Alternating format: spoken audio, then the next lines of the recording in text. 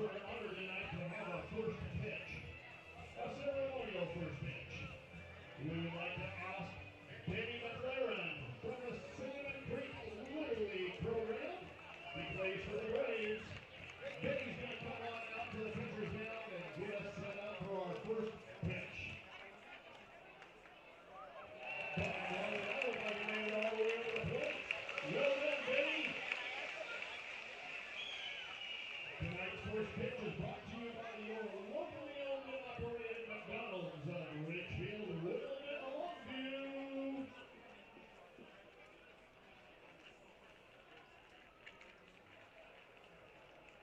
Fans, the Huskies and the Pilots are proud of the reputation of college baseball and would like to ensure that the ballpark holds safe and enjoyable events for all of our visitors.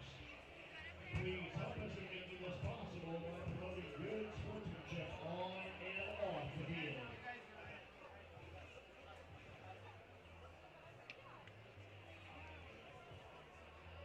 During today's game, you're going to have 3 umpires out there on the field. Your umpires for tonight, as assigned by the West Coast League. Behind home plate will be Tim Bessie. Oh, okay. Your first base umpire is Michael Noble. And over on third base, Todd Ellis. Yeah. Just a reminder, fans, tonight the University of Washington is the visiting team. The University of Portland will be the home team.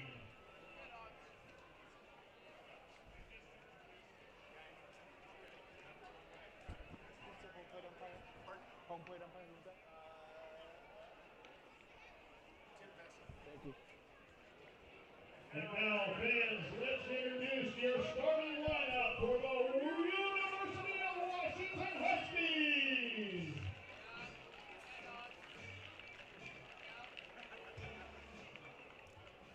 Batting first, wearing number 19.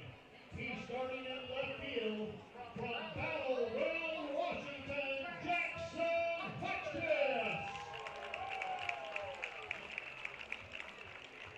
Batting second, wearing number 51. Starting at shortstop, he calls home Sentinel Hill, California, Sam DiCarlo. Batting third, wearing number 10, the designated hitter tonight for the Huskies, from Bellevue, Washington, Braden Terry. Batting fourth, wearing number 7, starting at third base, from Temuco Canyon, California, Blaze Wilson. Batting fifth, wearing number 13. He's in center field from Salt Lake City, Utah, Mick Hall. Batting sixth, wearing number 12. Starting at first base, from Everett, Washington, Payson Taggart. Batting seventh, wearing number 9. He's in right field and he's from Snoqualmie, Washington, in Doherty. Batting eighth, wearing number 4.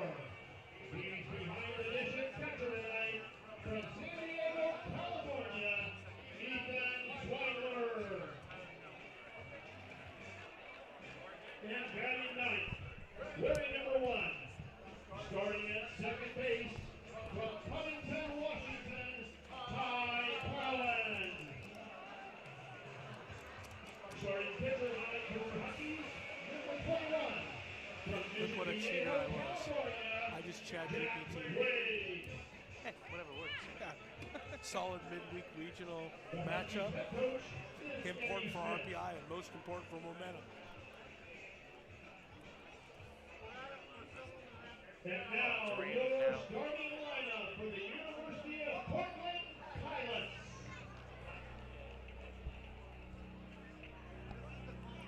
Batting first, wearing number 9.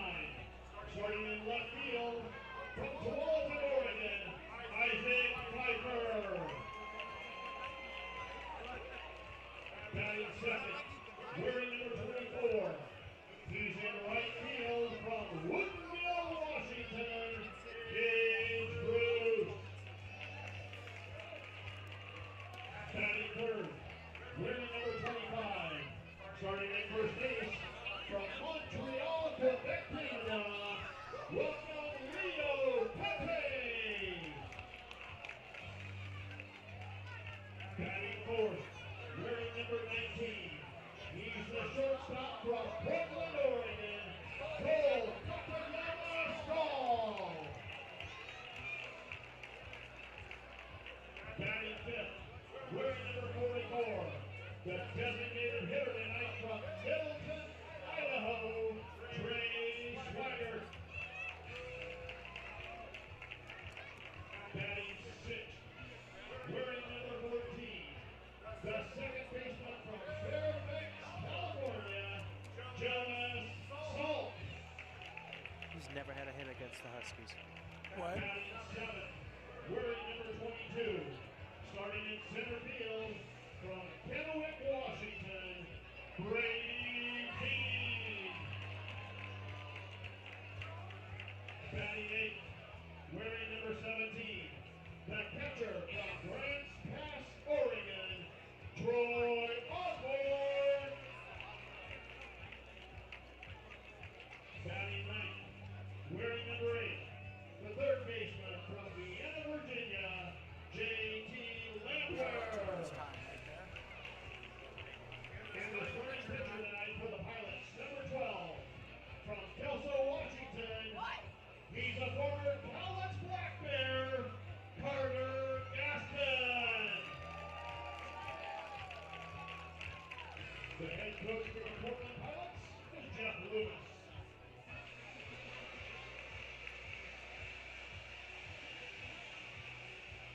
And now, fans, please stand, remove your hats, and direct your attention to the American flag over the left field deck, and sing along to our national anthem.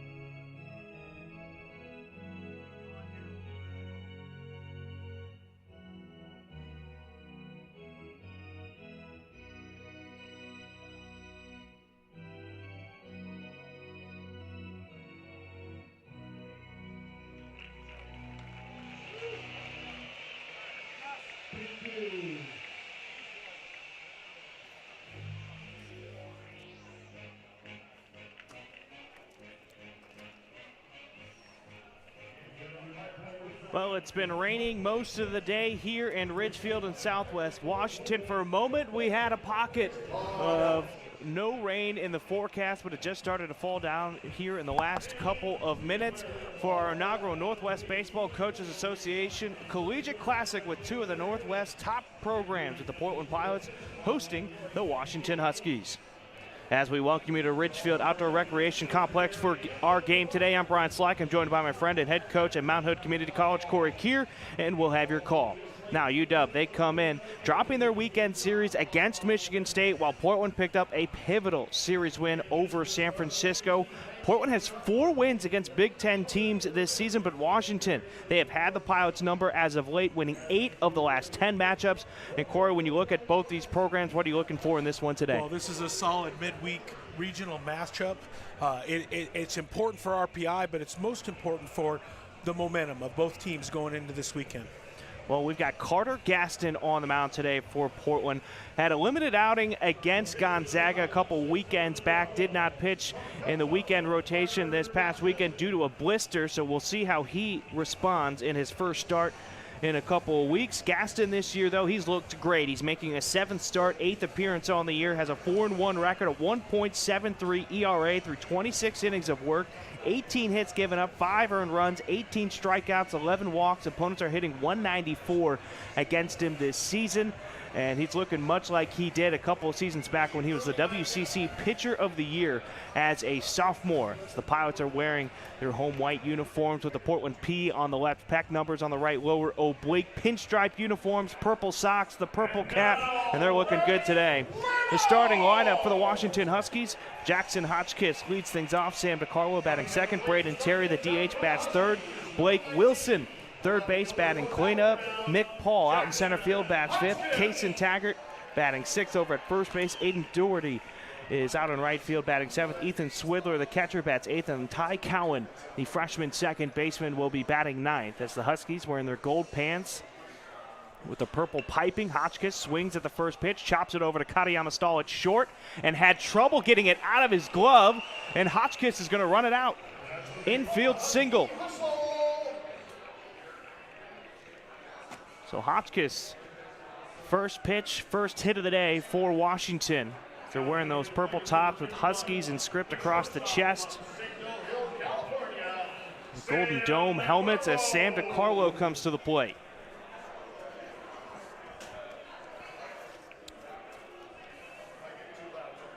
DiCarlo hitting .301 this season, playing in his 39th game, making his 39th start for the Huskies. Mans the shortstop position. He's got 41 hits on the year, 17 extra base hits, 25 RBIs. He's got 5 home runs to show for it. He's slugging .515.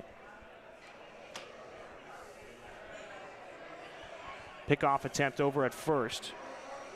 Yeah, Hotchkiss just jumped in with an ambush and a high chopper, and Katayama kind of got caught in between. He wanted to come up and push through on a short hop, but he had to stay back on it, and Hotchkiss can really run. So DiCarlo fouls it off to the netting to our left. Second strike of the at-bat.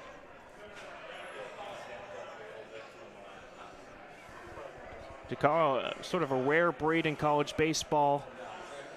His entire career here at UW from Signal Hill, California. And he's played basically every single game since he stepped on campus. Pickoff attempt. Hotchkiss back in safely. 54 games as a freshman, hit .268. Sophomore season, played in 46 games, mainly at third base. He hit .200. He had a down year, that sophomore slump, you could call it. The last season, though, things jumped back up through 57 games. He hit .285 in that bounce-back season. Hotchkiss goes line drive to Salk. He catches it, and he'll apply the tag on Hotchkiss and a double play.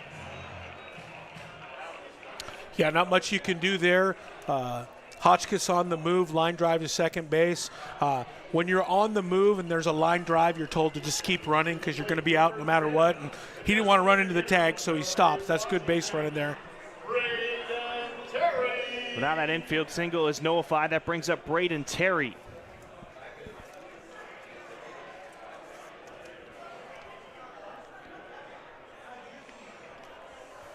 Terry's going to be the DH today for UW. Fouls this one off the top of the netting above the dugout for Portland, 0-1. Terry, a grad student, started his collegiate career at Everett Community College. He's from Bellevue, Washington. Second team All-NWAC his freshman year at Everett Community College. First team All-NWAC his sophomore season. As Gaston has that one slip out of the hands wide over the right-handed batter's box, 1-1. This season, though, for Terry, he's hitting .267 as he makes his 39th start. 36 hits on the year to show for it, 19 RBI. Check swing, they appeal down to third base umpire Todd Ellis. It's a strike. Second one on Terry, it's 1-2.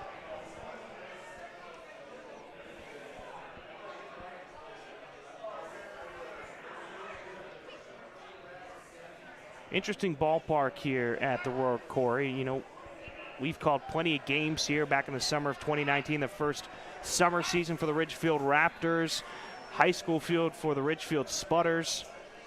But you look at the dimensions here, you've got 310 down the lines, 360 out in center field, much different than what it'd be at Joe Etzel Field for a normal home game for the Pilots, as Terry fouls one off to stay alive.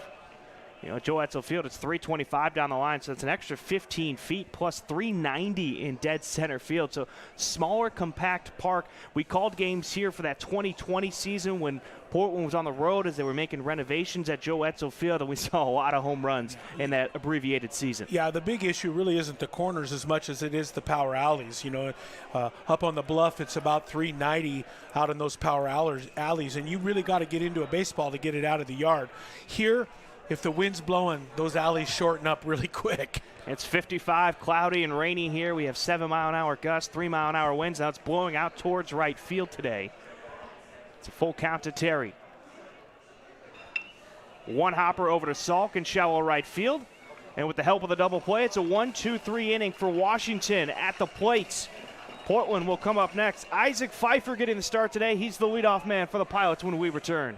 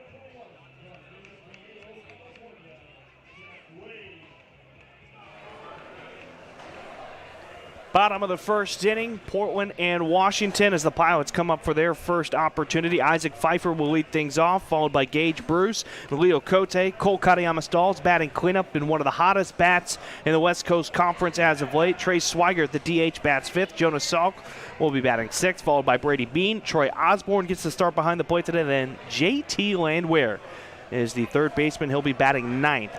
But on the mound for Washington, it's Jack Wade, a left-handed pitcher standing at 6'1", $185. The junior transfer from Saddleback Community College. Hails from Mission Viejo, California. So far this season, he's making his first start, 12th appearance, has an 0-2 record with a 7.11 ERA. He's only thrown 12 2/3 innings, surrendering 11 hits, 10 earned runs, 21 strikeouts to 16 walks. Opponents are hitting .234 against him, and rain not going to be a friend as he's hit 4 batters so far this season as well, as Isaac Pfeiffer steps to the plate. Pfeiffer, local product, went to Tualatin High School down in Oregon, hitting .229 on the season. Hasn't had many opportunities, just making his 9th start, 17th appearance on the season. Has 8 hits to show for it and 35 total at-bats. 4 RBI on the season, but that's what I like about these midweek games. You get some of these younger guys, especially with a team like Portland, who are very young this season compared to the last couple of years, but you get an opportunity here against a quality program in Washington to get a few looks and a few swings in. Yeah, it's nice to see Isaac in the lineup. You know, Isaac comes to the Pilots as a catcher, but they've kind of moved him around. I've seen him out in left field, and he's DH'd a little bit. And he's a young man that if he gets his bat, if it starts to get hot, he'll really take off. And this is an important start for him today. He gets his bat going, and he'll get some opportunity, and he could be important for the Pilots down the road. No, he gets a leadoff walk on 4 pitches. That'll bring up Gage Bruce. Gage Bruce, the redshirt junior from Woodinville, Washington. He's hitting .348 on the season. That leads the Pilots in average. He's only starting his 16th game. He's playing in his 27th. 16 hits to show for it. 5 doubles, a home run, 13 RBI. You like to see that sort of 1-to-1 ratio, 9 strikeouts, 9 walks. Talking with a couple of scouts, you'd like to hold that line of scrimmage, more walks than strikeouts. And he's holding his own so far this year in his first real opportunity out in right field. And normally with Portland, we've seen that sort of rotate a couple of guys here and there throughout series. But Gage Bruce has been the guy out in right field for the last couple of weekends as we have a mound visit for Washington. So it's 5 straight balls now for Jack Wade.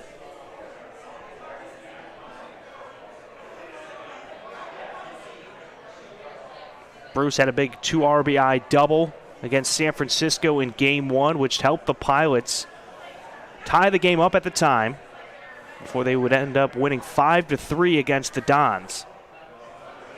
First strike of the at-bat, outer part of the plate, away from the right-handed bat. It's 1-1.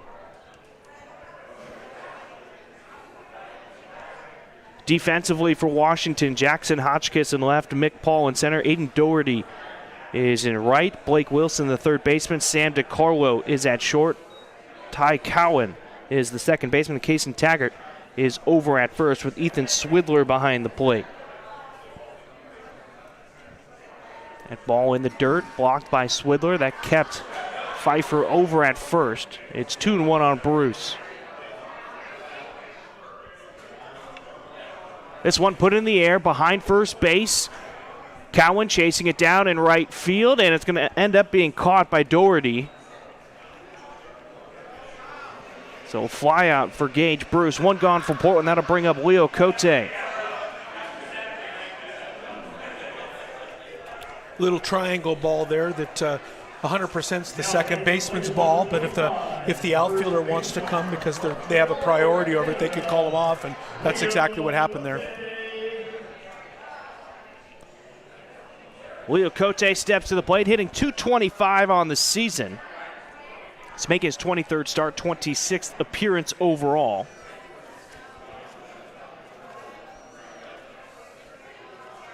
First pitch, breaking ball, first strike, inside part of the plate, 0-1 on Cote.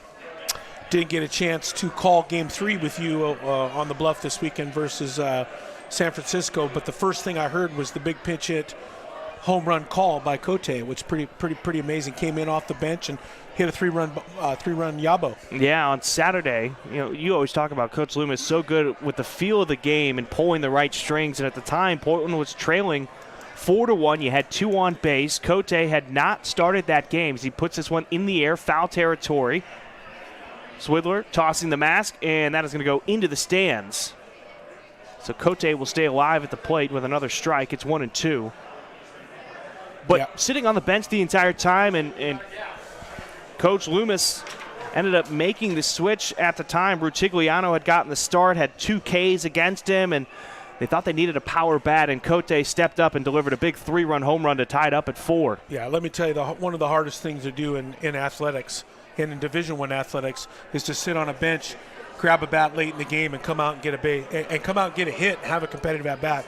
But like you said, Coach Loomis is, over the years we've been together, I've watched him work, and he is amazing for knowing when he needs to pull or push, and of course he puts Cote up and he hits a 3-run bomb and gets him back in the game. But created a pretty cool memory right there. 1-2, fastball high and inside, arching his back to get out of the way as Cote. It's 2-2.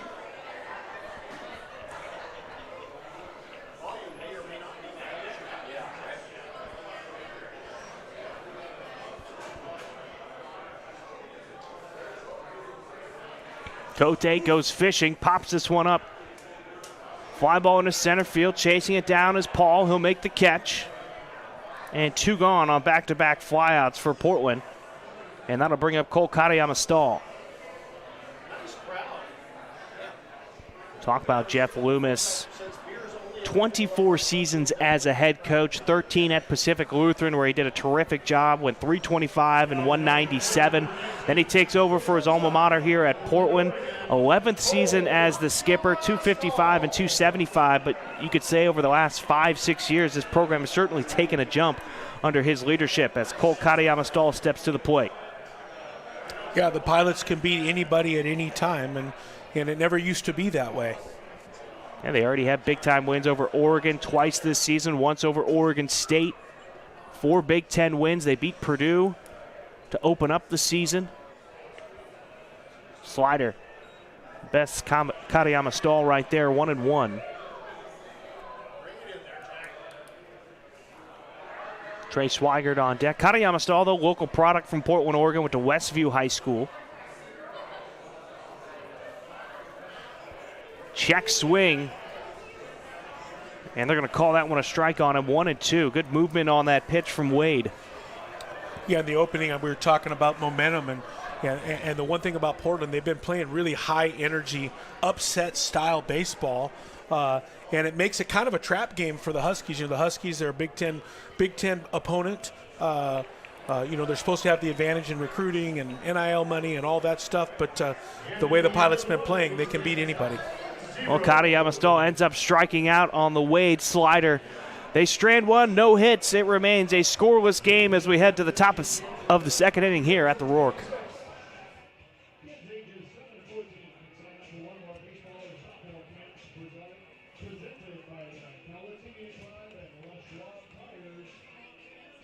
Directly from the Raptors players and coaches this summer. You can sign up today at RidgefieldRaptors.com.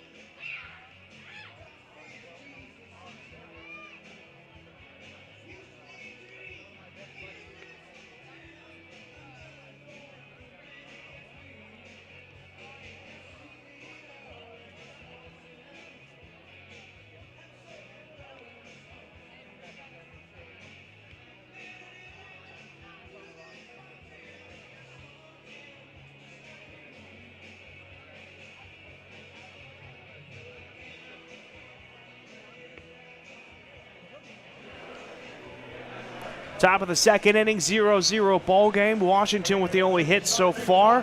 The leadoff man on the first pitch of our game today as Blake Wilson, the third baseman, will lead off this second inning.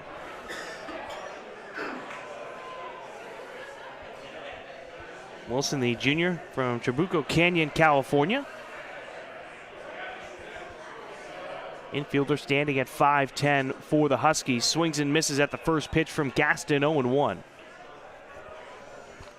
So far this season, Wilson's hitting .292 through 34 games. He's making his 30th start of the season. He's got 30 hits, 9 RBI to show for it. Nearly a 3-to-1 strikeout to walk ratio, though. 34 strikeouts, 13 walks. One thing that Washington has been really successful with this season, the extra base hits, one of the best in the nation in triples, and Wilson's got 3 of them on the year as that one goes off the plate away from the right-handed bat, 2-1. Defensively for the Pilots, you've got Pfeiffer in left. Corey, you were talking about how he was a catcher, and Portland just trying to find a spot for a quality bat into the lineup. So he's out in left field. Brady Bean at his normal spot in center. Gage Bruce out in right. You got JT Landwehr over at the hot corner playing third. Katayama Stahl shifting over to short after having a couple starts at third this past weekend. Jonas Salk at his everyday position at second. And Cote is manning first base today.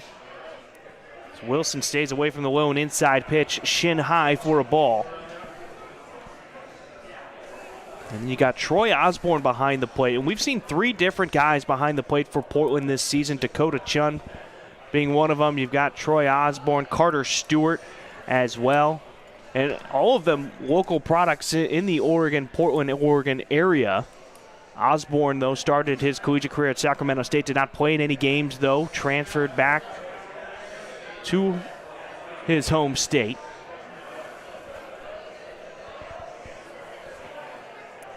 Counts full. Softly hit, blooped into the air. Cote drifting back into that triangle area. He'll make the catch. And 1 gone from Washington here in the second. Now to bring up Mick Paul, the center fielder today for Washington. That brings to the plate number 13, the center fielder Nick Paul, an outfielder from Salt Lake City, Utah. The junior transferred in from LSU. Had limited opportunities when he was with the Tigers.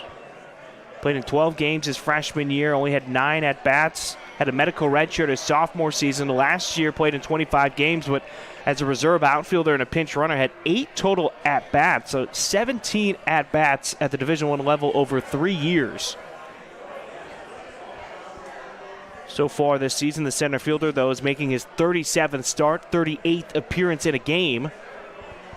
And they're saying that got him on top of the foot, so he's going to find his way over to first. It's the second time he's been hit by a pitch this season, and the Huskies have one on.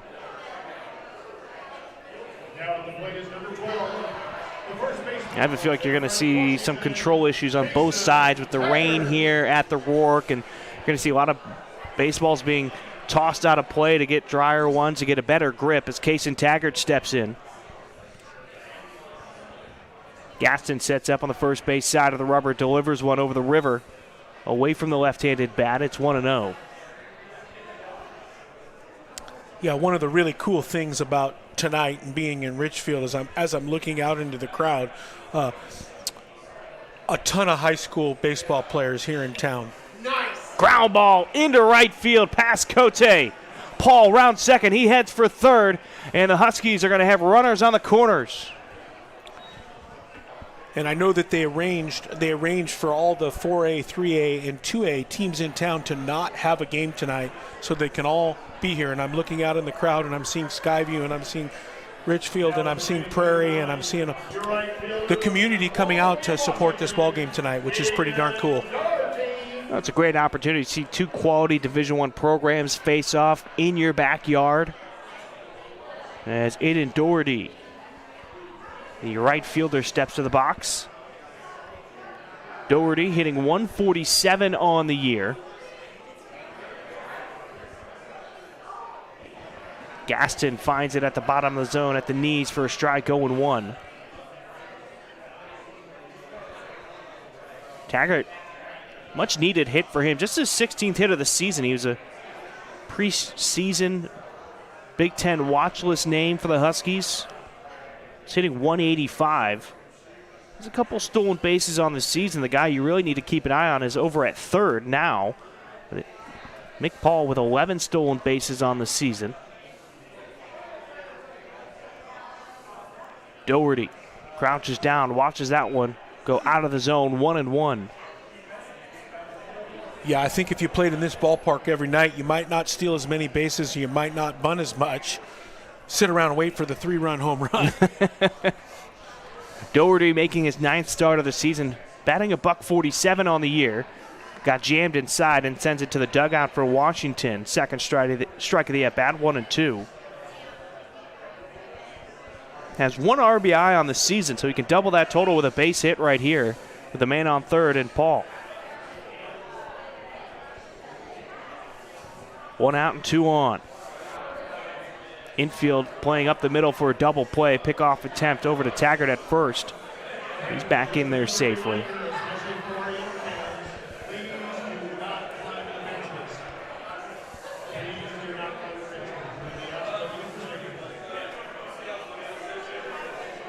Gaston goes home with a breaking ball. Ground ball. Could not be backhanded by Katayama Stahl.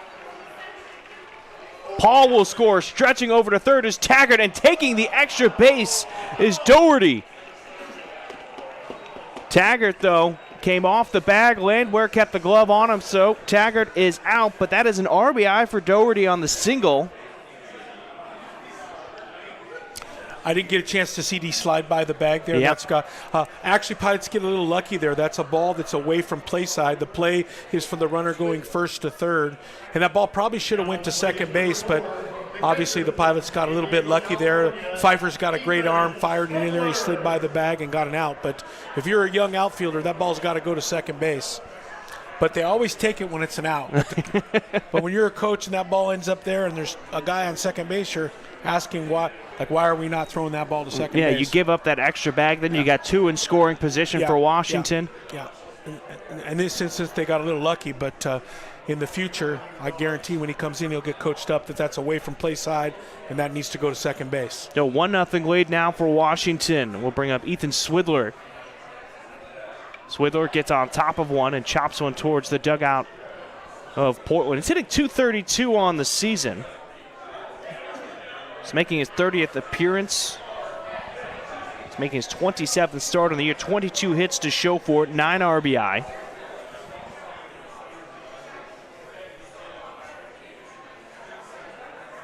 Swidler, transfer from Lafayette, from San Diego, California originally.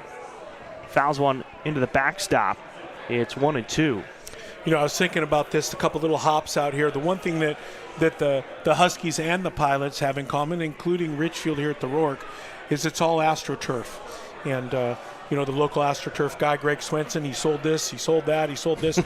But AstroTurf plays different than field turf. This weekend I was down at Chemeketa Community College, and I was surprised at how slow field turf plays compared to AstroTurf. It's a different product, no doubt, but the Huskies will probably feel at home, and the Pilots will feel at home on this AstroTurf out here today. 2-2 after Gaston missed the zone. Takes a peek back at Doherty. Turned on one, but foul. Third base coach having to twist out of the way of that one. And he's got an excellent puffy coat today. And I'm going to tell you, if he got hit, he probably was going to be okay because he's wearing the big puffy coat, like the football style. It's an extra padding over there. Normally we're talking about Coach Loomis and his puffy coat that he wears. 2-2 from Gaston. And that one's going to be poked out into right field. Sent around third is Doherty. The throw from right field. It's going to be cut off. No play at the plate, and that'll be an RBI single for Swidler.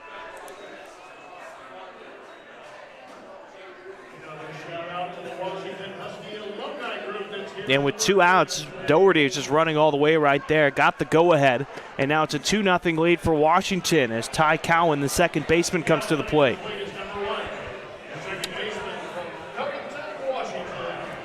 Got a ball in the other half and just took what the game gave him and hit a little missile through the right side, scored a run. Cowan, a senior, transferred in from Incarnate Word from Covington, Washington. Started his collegiate career at Paradise Valley Community College. Gaston misses this near the back foot of the left-handed bat, 1-0.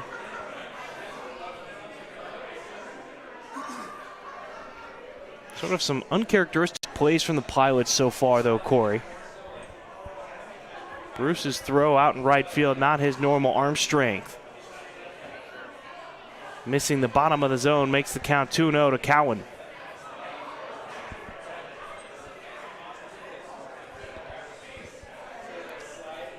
Cowan, his first 2 years at Incarnate Word, did not play any ball.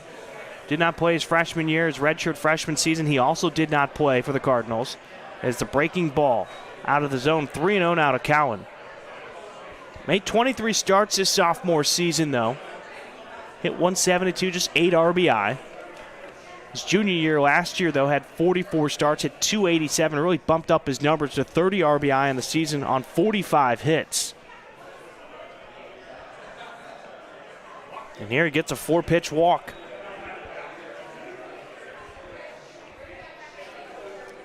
So Swidler will move up to second, and that'll bring up Jackson Hotchkiss, who already has an infield single.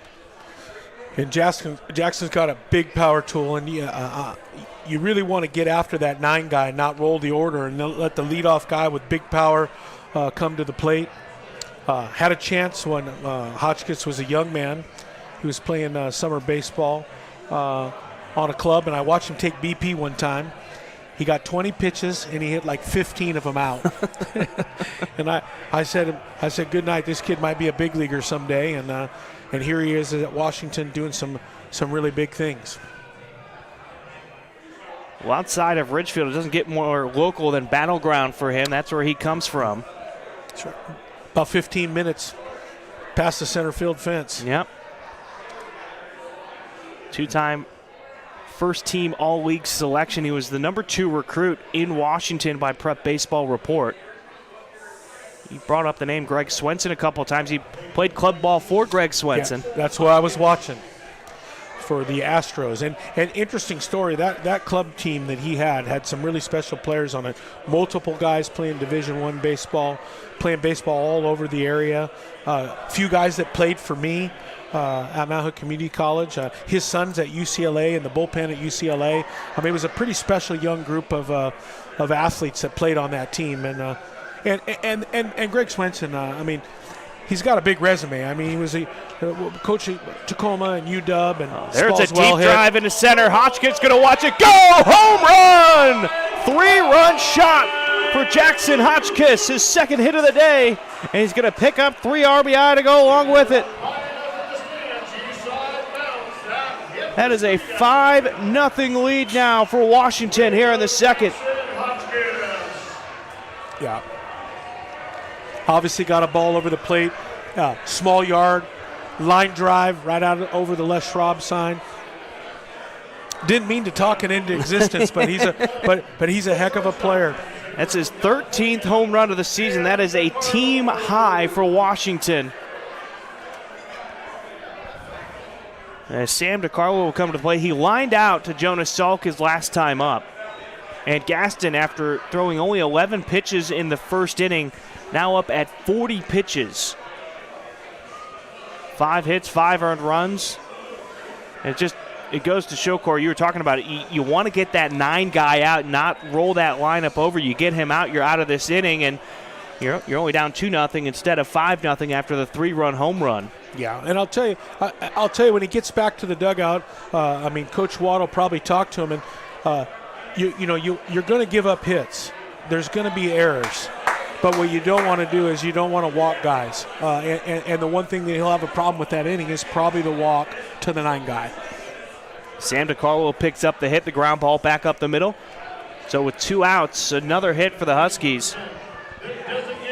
That's the 5th hit of the inning for Washington as Braden Terry comes up. He'll be the 9th batter of the inning. He grounded out to Jonas Salk his first time up. 0 for 1 today.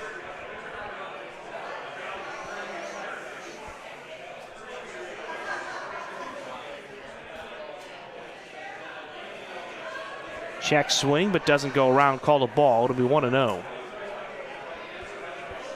Terry coming into this one, Washington and Portland, they play each other basically every year, sometimes twice a season. 3 for 11 lifetime against the Pilots, so 273 average. Had 6 RBI, though, 2 runs scored, and a couple of walks. Bring that average down to 250 after the ground out in his first at-bat.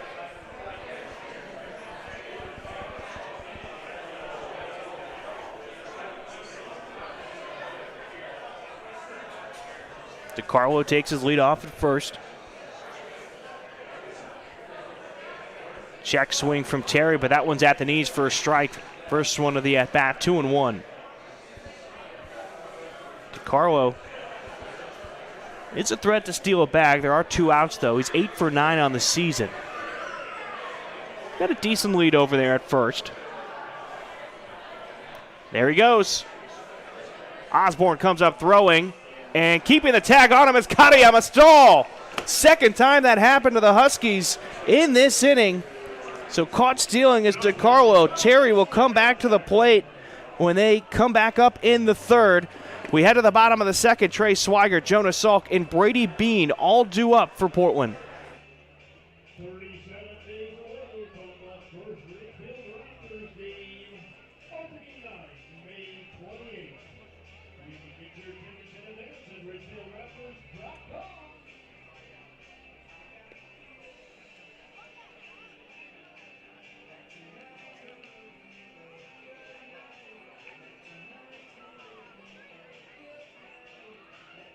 Fans, whether you're rooting for the Huskies or the Pilots, is it wonderful to see all that purple out there or what?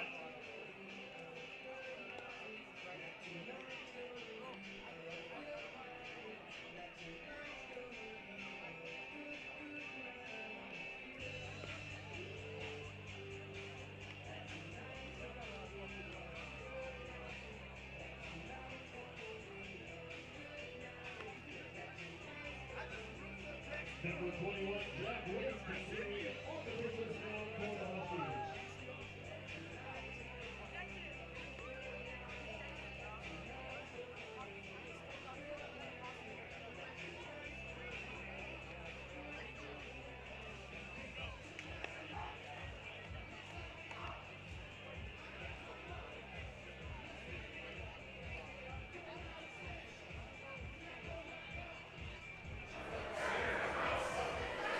Bottom of the second inning as the Pilots trail 5-0.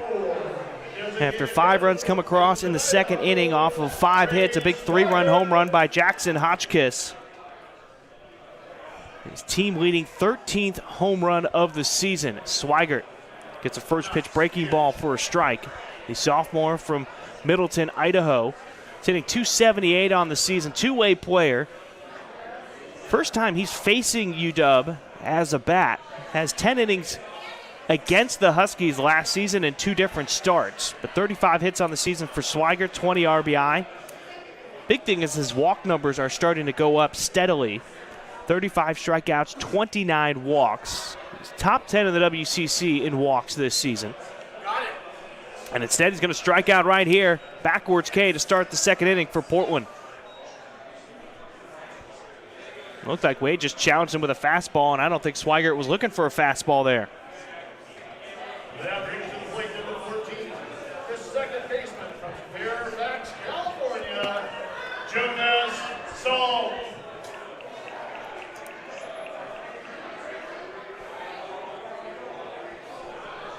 Jonas Stalk steps to the plate. The senior from Fairfax, California, is hitting .227 on the season. He's got 30 hits, 29 RBI. Strikeouts have been a bit of an issue for him this year. 32 strikeouts to just 13 walks.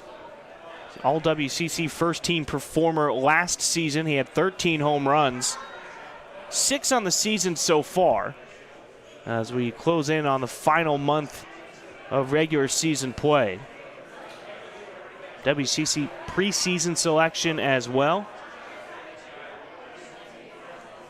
And he's played a lot of games against the Huskies in his career. He's not had any success. He's 0 for 14 lifetime against UW. A couple walks and an RBI to show for it. That's exactly why I told you before the game that he's the player to watch, because he's due. And Jonah's a good player. He's a good player. He had a great year last year, started off a little bit slow, but he also has had some big moments. I remember in the Duck game, Kaliyama Stahl hits the 3-run shot, and I'm pretty sure that he followed it up 2 hitters later with a line drive ball to put the game out of reach. Yeah, he had a 3-run home run himself in that same inning, as that ball, I believe, caught him, or if it was ball 4, doesn't matter. Salk is going to take his pass, though. So that'll bring up Brady Bean, one of the senior captains for Portland, transfer from St. Martin's in Washington. Comes from Kennewick, Washington. When Bean was at St. Martin's, he was the GNAC Freshman of the Year. Jumped into the portal, found a home with Portland, and he was kind of behind a couple of guys. Big deal for Portland. You had Jake Holcroft, you had Briley Knight as well, Henry Mensch, 3 quality outfielders, and he had a chance to watch and study those players. And now this his second season as the center fielder for Portland, and really blossomed last year. Sort of struggled right here at the moment as he's hitting .253 on the year. Yeah, he at St. Martin's, he really banged it around, and he could really hit. And he got a chance to come in and be behind some pilots, and then last year had a really, really good year. But like Salk, both of them had great years last year. People are starting to figure out, TrackMan, Synergy, there's all kinds of data on them, and they've got to recreate themselves sometimes after they have their first year. Bean has 5 home runs on the season. At one point, he was leading the team, but then Kaliyama Stahl just got incredibly hot. He had 6 home runs in about an 8-game span. He took over that category. His 9 home runs are near the top of the WCC. Pickoff attempt on Salk. He's back safely. It's 2-2 on Bean. Bean, though, what he's been able to do in his pilot career, 108 RBI. He's 6 away from cracking the top 10, which really says something about the young man from Kennewick. Got a slider that he got underneath and fouls it back into the netting behind home plate, 2-2. Seems to be an arm warming up in the bullpen, at least getting loose.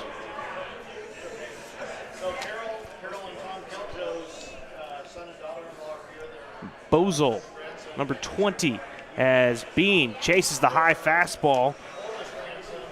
And that'll be the second strikeout of the inning, third for Jack Wade today. As Troy Osborne, the starting catcher for the Pilots, will come to the plate now. The catcher from Grants Pass, Oregon, Troy Osborne.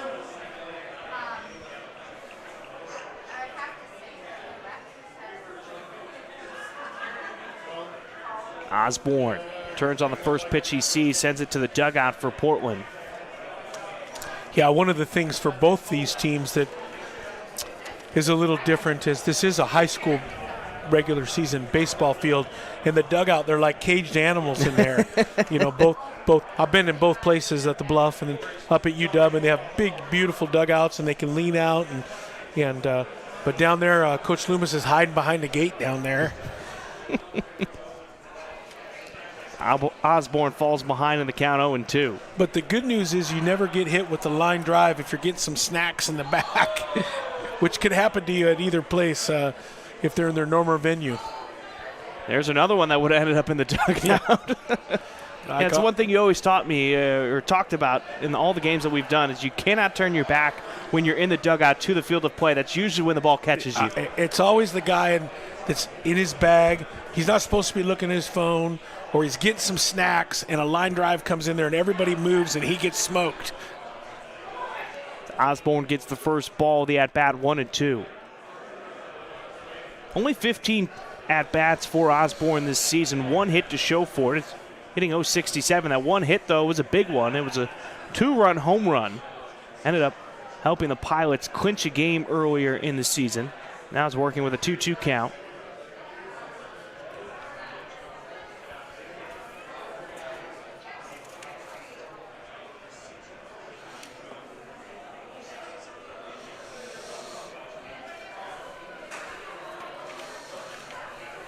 From Grants Pass, Oregon. And he's going to strike out looking. 3 strikeouts. And a walk, but they leave him stranded. 1 left on base, no hits, no runs, no errors. It stays 5-0 Washington as we head to the third. It'll be Braden Terry, Blake Wilson, and Mick Paul coming to the plate.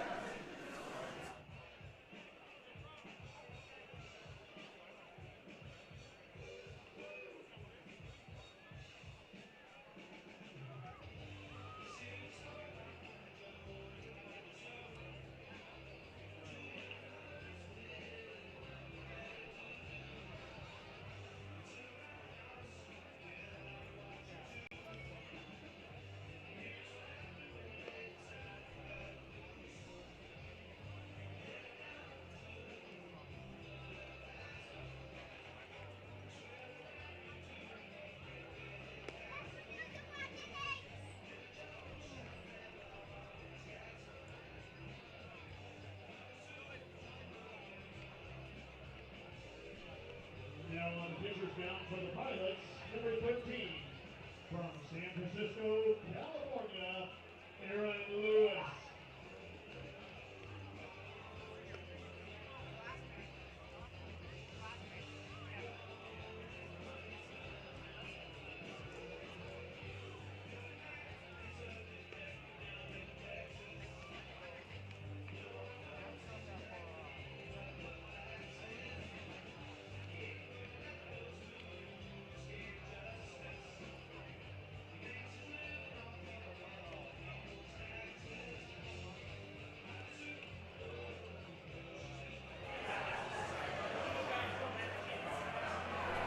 Top of the third inning at the Rourke.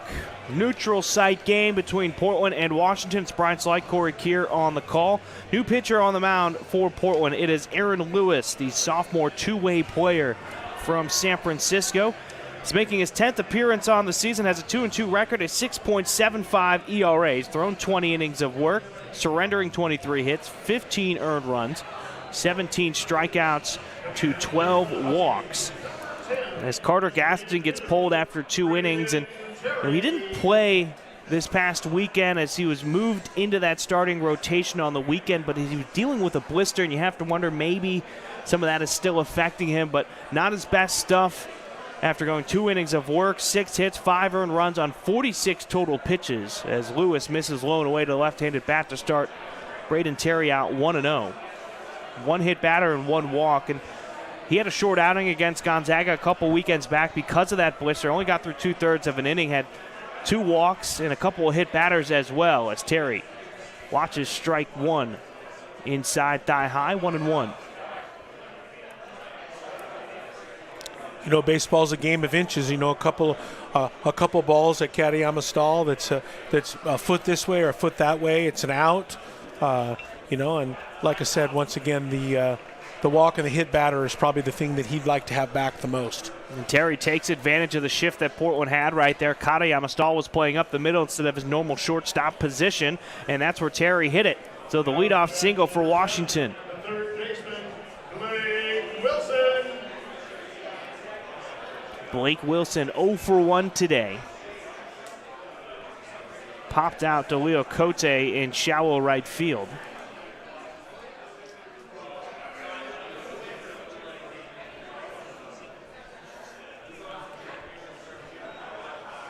Wilson comes up empty on the first pitch. It's 0-1.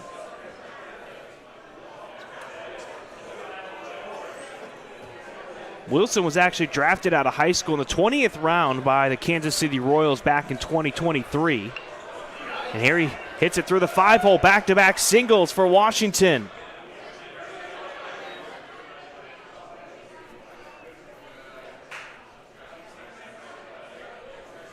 So Wilson has his first hit. That'll bring up Mick Paul, who got hit by a pitch his last time up. Off of his front foot. So 2 on for him to work with. He scored the first run on the RBI single by Aiden Doherty.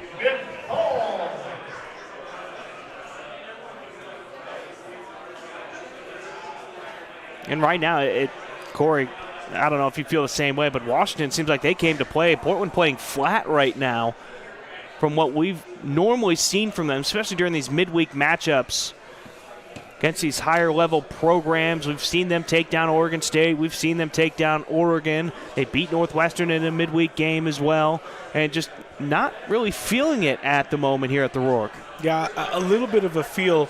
If you can remember a couple years ago, I remember the Ducks came to the Bluff and they put it to the Pilots early. I want to say it was 8-0 or 8-2, and the Pilots were playing flat.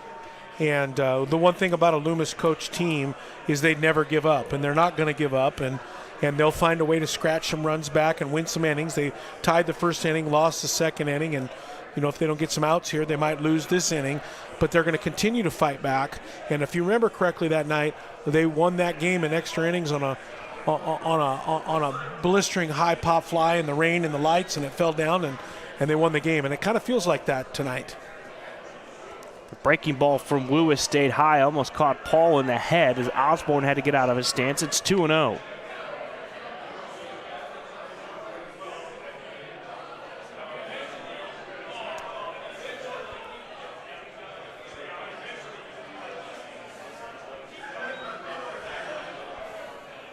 The game you're referring to back in 2023, almost exactly 3 years to the date, happened on April 18th. Yeah, the Ducks came out, they scored 5 runs early on, and Portland just chipped away. They got 4 runs in the 6th. At that time, it made it 6-5 Oregon, and then they gave up 3 runs combined in the 8th and the 9th. They put up a 4 spot in the bottom of the 9th inning to take down the Ducks in that one.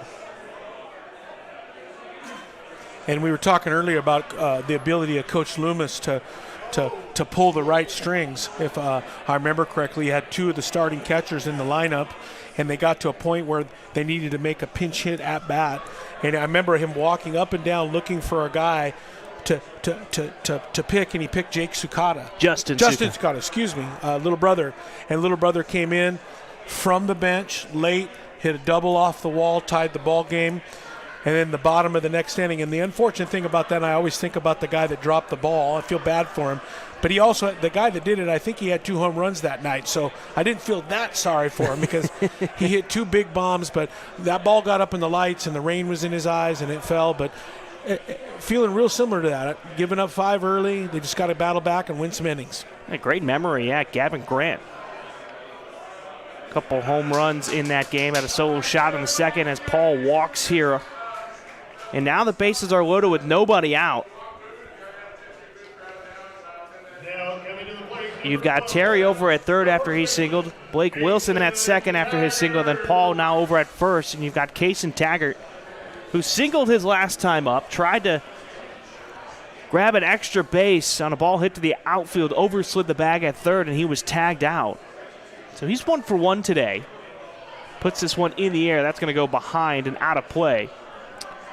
Yeah, and it happens sometimes when a club's hitting really well. I mean, the Huskies have 8 hits already, and the guy on the mound gives up a hit, gives up another hit, gives up another hit, and then the thought process is, oh my gosh, I don't want to give up all these hits, and then they get chippy, and then they walk a guy, and then it turns into a massive inning. What you have to do as a pitcher is you have to continue to throw the ball in the strike zone and let the hitters get themselves out and stay away from a lot of free passes. Taggart now dealing with a 1-1 count. Pull side shift for the Portland defense. Lightly hit into the air to Landwehr. That might be the lowest infield fly in the history of infield flies. That was an infield butterfly. I think he hit it. I think he crushed it with the handle of the bat, but it wasn't very high.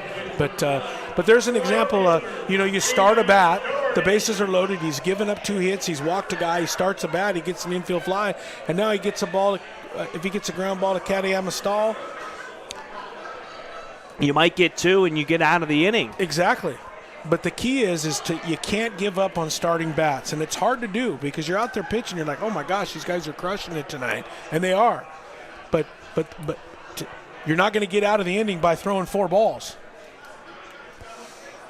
What you're saying, 1,000% of the batters that take 4 balls end up over at first base? It's my favorite statement to my pitchers. Hey, son, what's the percentage of if a guy gets to first base on 4 balls? If he gets 4 balls, what's the percentage? It's 1,000, coach. If a guy puts a swing, makes contact, and it gets into play, what's the percentage? And they always say, well, I don't know. And I say, is it better? Is it less than 1,000? And they go, yeah. And I'm like, let's do that. Yeah, let's get that going. Let's give that a try. Of course, we use wood bats, so it's a little easier to attack a strike zone with wood bats than it is to metal bats. And this is a small yard. 2-1. Doherty, ground ball to Katayama Stahl. He talked about it. Steps on the bag at second. The low throw in the stretch to Cote. They get the double play, and Lewis gets out of the inning without giving up a run after loading him up with nobody out. It stays a 5-0 game as we head to the bottom of the third. JT Landwehr, the 9-man, comes to the plate for Portland, and then they roll it back to the top to Isaac Pfeiffer and Gage Bruce.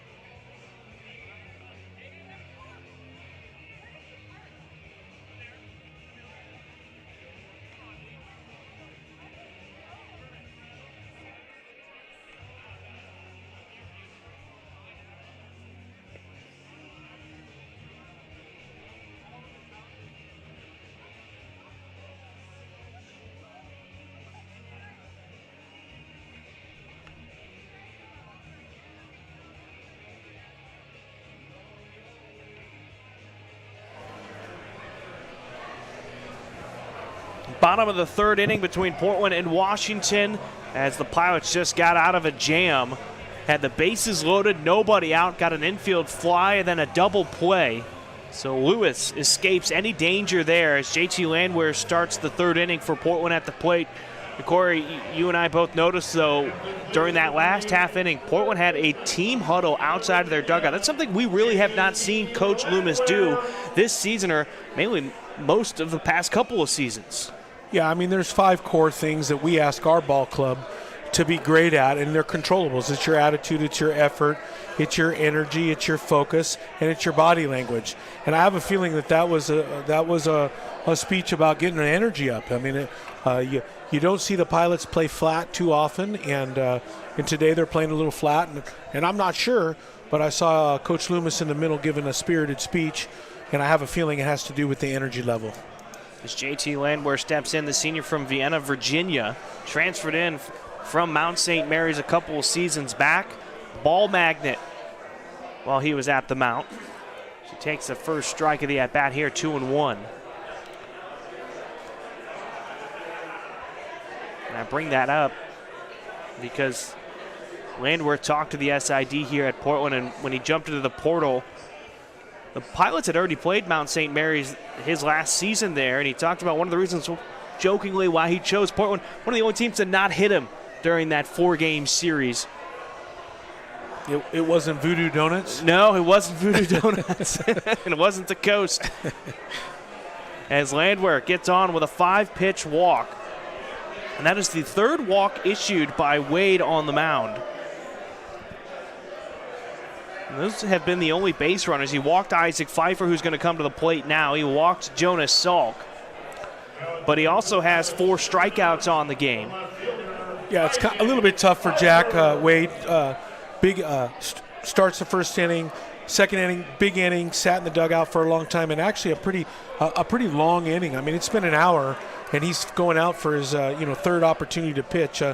It's always hard for a starter to sit around for an hour for a couple innings, so always important to get down there and throw some extra pitches in between, especially if the inning runs long. As Pfeiffer takes ball 1.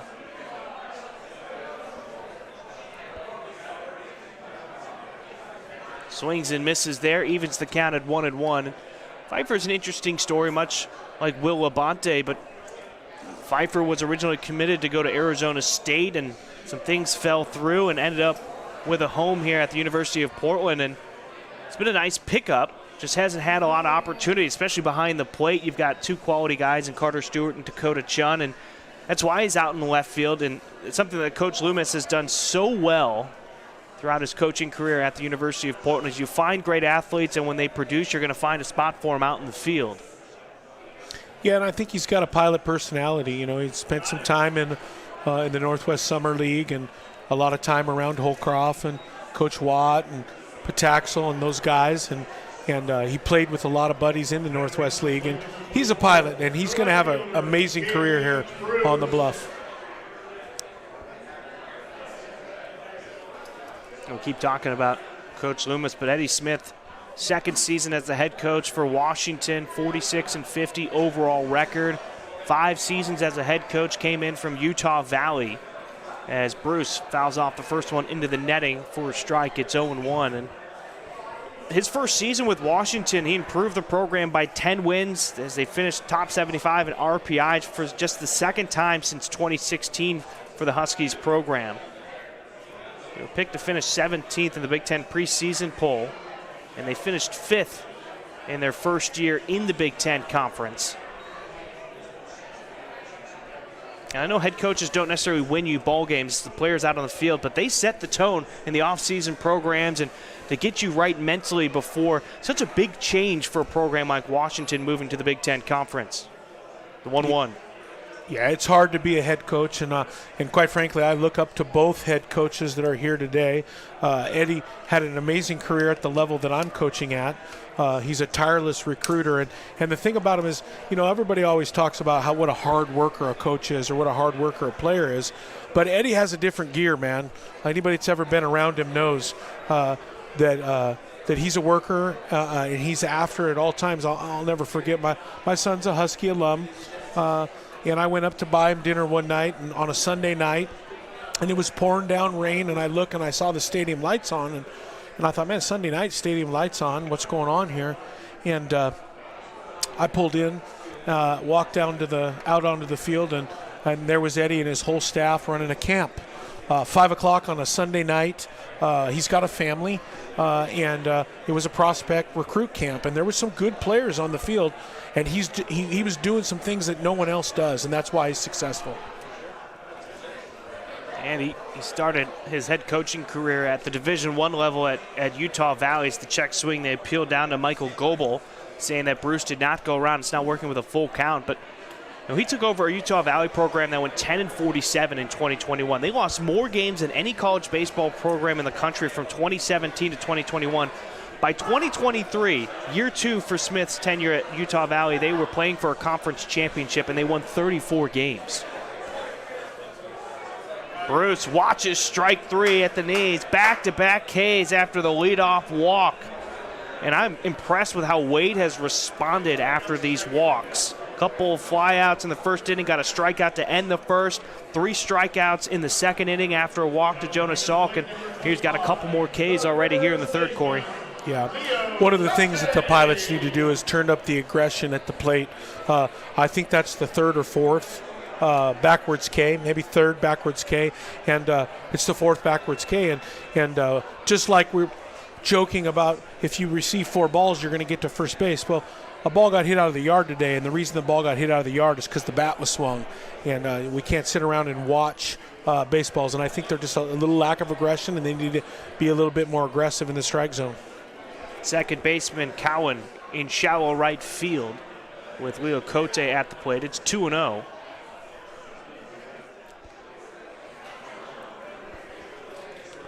You know, and you're probably going to have to swing at some pitches. Well, one thing that Jack has done is he's thrown a lot of one-strike breaking balls, and there's been a lot of takes in that situation.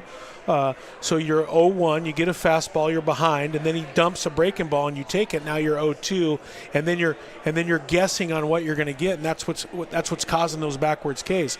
You got to go on the elevated breaking ball. You got to go on the 0-1 breaking ball and try to get your hit. And not miss the fastball when you have a chance. Just like that one right there, the fastball away from Cote, just below the belt.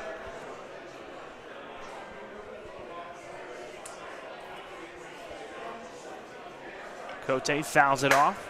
Go to a full count, 3-2.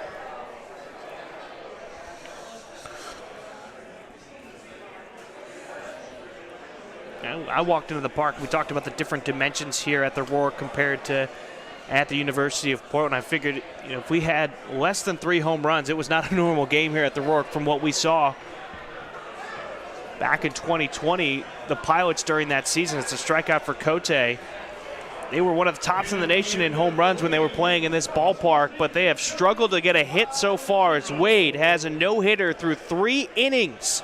As we make our way to the 4th, bottom of the order, Swidler, Cowan, and then back to the top to Hotchkiss when we return.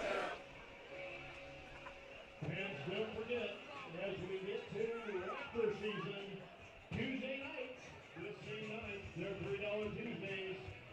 General admission tickets, hot dogs, nachos, domestic beers, all coming to goodies. $3 Tuesdays. Get your advance tickets at RidgefieldRaptors.com.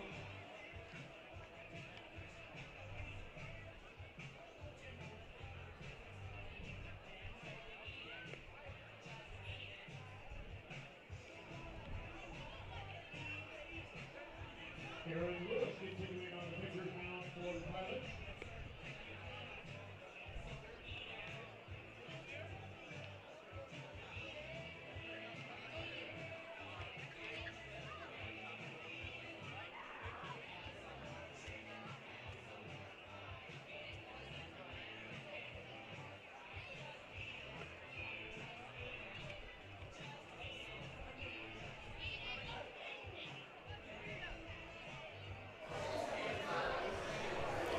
Top of the 4th inning, Aaron Lewis remains on the mound in relief for Carter Gaston. It's a 5-0 lead for Washington. They've got 8 hits. 5 of them came in the second inning, including a 3-run home run by Jackson Hotchkiss, who will be the 3rd man coming to the plate. Ethan Swidler will lead things off. Already an RBI single for him. It was his 10th RBI of the season, his 23rd hit.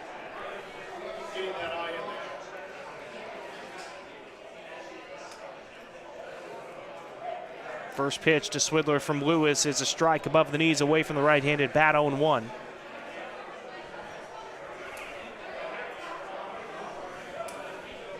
Swidler, that transfer from Lafayette. Played 32 games in his freshman season, made 31 starts, hit .202 that year with 20 hits and 4 home runs, drove in 13. His sophomore season, though, really took a jump. First of his 2 first-team All-Patriot League selections. So he hit .327 that sophomore season with 52 hits and 35 RBI. So he falls behind in the count 1-2 after the foul ball. Played in 49 games last season, hit .331, so his numbers just continue to go up. 59 hits, 33 RBI, had 5 home runs. Here he golfs one out into left field. That one's going to drop, going towards the corner. Pfeiffer will have to cut it off, comes up throwing towards second. And a strong throw is going to limit the opportunity right there for Swidler, but he's now 2 for 2 with a couple of singles.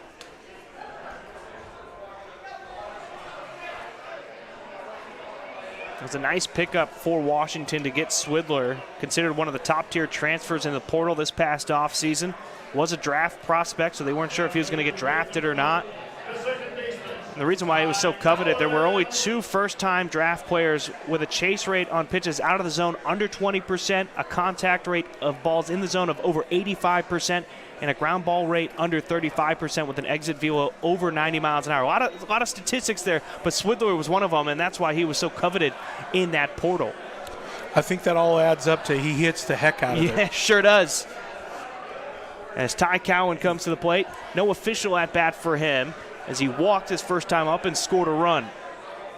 Lewis paints the black of the plate opposite of the left-handed bat, 0-2. You know, sitting here out in Ridgefield watching Lewis pitch makes me think of a former pilot that played at Columbia River, and family lives in Ridgefield, and Ridgefield Raptor season ticket holders, and that's the Nygaards. Nick Nygaard, I don't know if you remember him. Oh, yeah. High and inside. And they're going to say that caught Cowan. So that's a hit by pitch. Saying that went off of his hand, so 2 on and nobody out. With the always dangerous Jackson Hotchkiss, and Coach Loomis is going to come out. Originally, it seemed like the home plate umpire, Tim Vesey, was saying a foul ball. I might have misread what he was saying, though. What are your thoughts on that one, Corey? Well, I think Coach Loomis thinks he leaned into it a little bit. You know, these guys are wearing a lot of gear now. And, you know, the thing for hit by pitch by me, and it's really tough because every umpire has his own thought process, but my belief is this.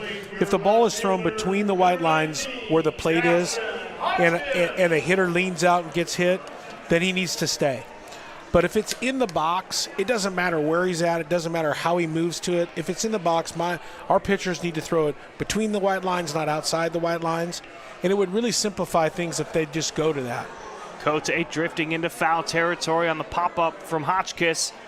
And that's really going to help out Portland right there. Hotchkiss was already 2 for 2. He's hitting a blistering .354 on the season, and he pops out in foul territory for the first one in the 4th. So that'll keep Swidler over at second, Cowan at first, as Sam DiCarlo, who is 1 for 2 today, lined into a double play. Then he singled his last time up in the second, but was caught stealing because he slid past the bag. And I feel like that's something you see a lot on these turf fields when it gets wet. We've seen rain here to start today's game. It's slowed down here as of late. We actually have sunshine trying to peek through the clouds. The first pitch breaking ball falls in for a strike, 0-1. I think it might be ridiculous, but we've had our guys do it before. But, you know, every ball club before the game starts, they all go out there and they do like a little run to get warm but kind of back up right before first pitch. And, you know, in the past when we've played on fresh turf or turf that's wet, you always finish with a slide. And you get a feel for what the speed of the turf is. And today the turf is pretty slippery. Looks Coach like Smith is calling an offensive timeout right here. He's bringing in his base runners and DiCarlo in with 2 strikes and 1 out. Yeah. Well, one thing I'll tell you is I would have liked to have seen Hotchkiss see a little bit more pitches. I mean, he ambushed the first pitch of the game and got himself a single. He had to put an at-bat together and hit a home run. The Pilots were in trouble. A hit and a walk, and then he goes first pitch, little pop up to first base, and it was an opportunity for the Huskies to really, put the game away, if you will. And I think Coach Smith right now wants to get the Huskies to move these guys over and score another run.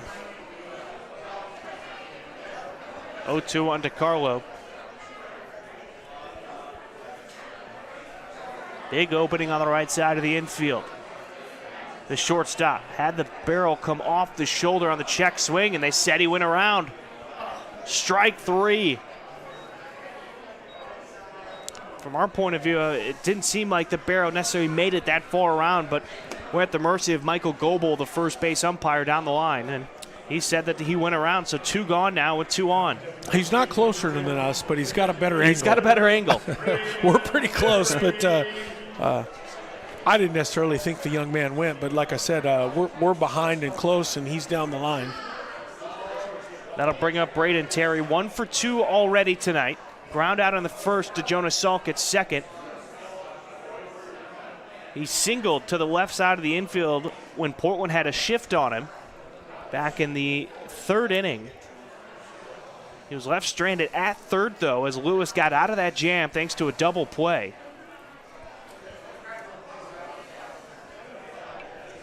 Off the top of that inning to the left of home. That'll go for a strike, puts the count at 1-1. You get a feeling that Portland's sort of playing with fire, putting 3 on and nobody out last inning, 2 on, nobody out this inning. And sooner or later, that's going to catch up to you. And it's driving the other coaching staff crazy. Nothing's worse than a bunch of LOBs. You get on the bus and you're like, oh, we had the bases loaded with no outs and we didn't get anything. We had first and second with no outs. And, we potentially going to get in nothing. And, you want to, when you get those opportunities, you want to score. 5-0 lead, top of the 4th inning. Washington leads, breaking ball hit out towards the gap, but Brady Bean closing in, makes the catch, and that'll be a fly out. So the leadoff single and the hit by pitch, no harm done as the Huskies go down in order. After that, it stays 5-0. We head to the bottom of the 4th. Middle of the order due up for Portland. They're still searching for their first hit. Katayama Stahl, Swigert, and Salk look to end the drought.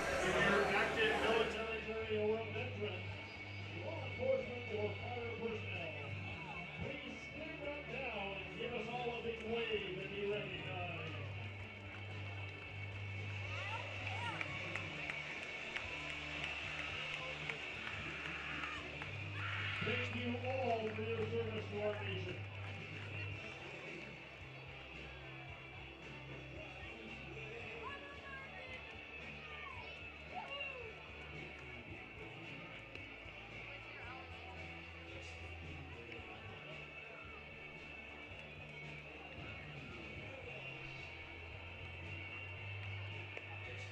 Jack Wade continuing on the paper down for the Huskies.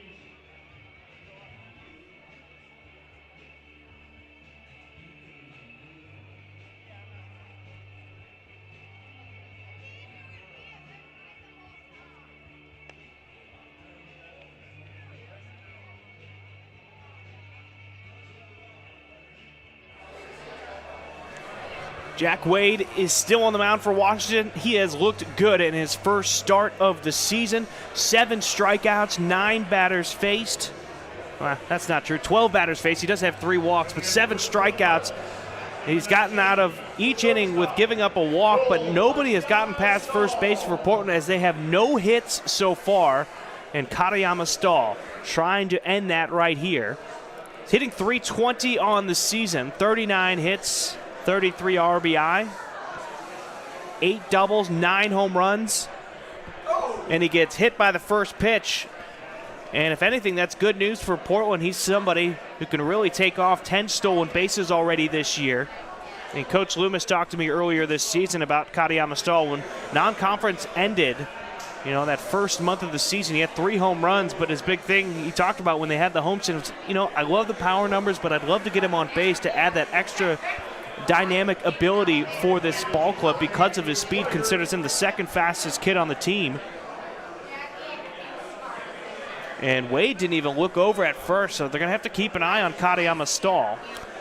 Now, lately, Swigart in this situation has taken a breaking ball. If he gets an elevated breaking ball, he needs to go on it. And quite frankly, if he gets an elevated one, he could hit the ball out of the park. But you can't take in this situation. Wade peeks over, comes home to Swigart. Jammed him inside, sends one down the left field line and foul. 0-2 to the sophomore from Middleton, Idaho.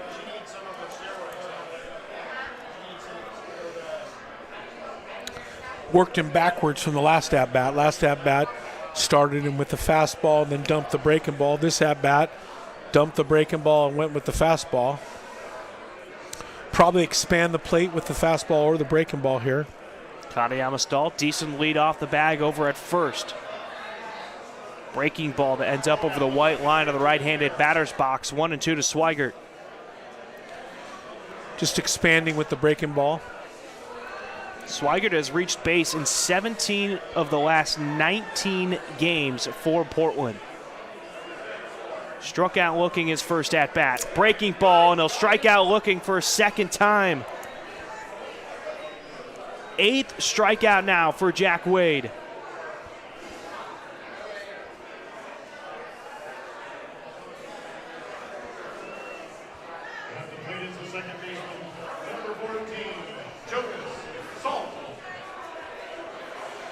And for Wade, easily his best outing on the season. Normally comes out of the bullpen. 2 1/3 is his longest outing right now.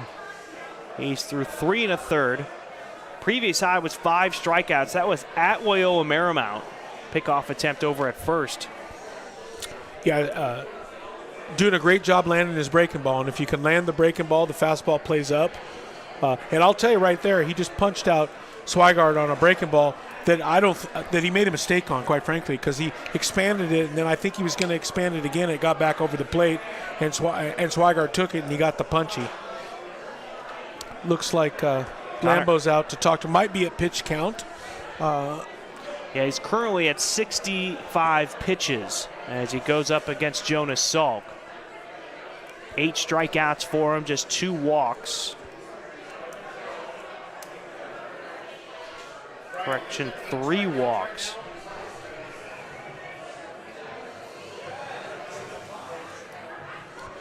And there's a point down to the bullpen. So Wade's night is going to be done. And Connor Lambert, a familiar face to those on the bluff, former pitching coach for the Pilots before moving on to Washington a couple of seasons back.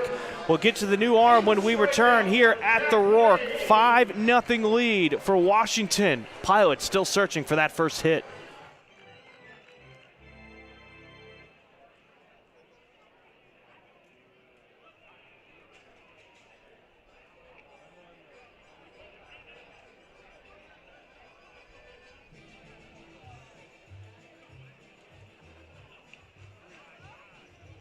Coming into the Huskies, number 20 from Mount Washington, Carson Bozo.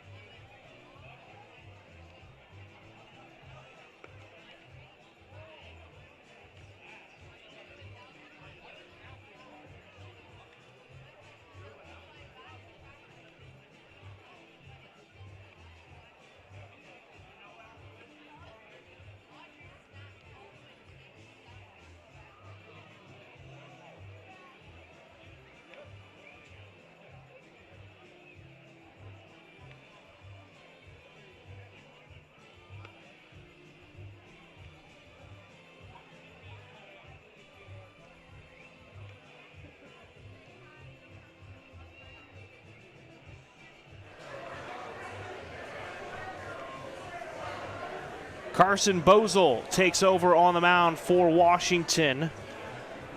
Bozel on the season is making his 14th appearance out of the bullpen, has a 1-0 record of 4.50 ERA. He's thrown 28 innings on the season, giving up 31 hits, 14 earned runs.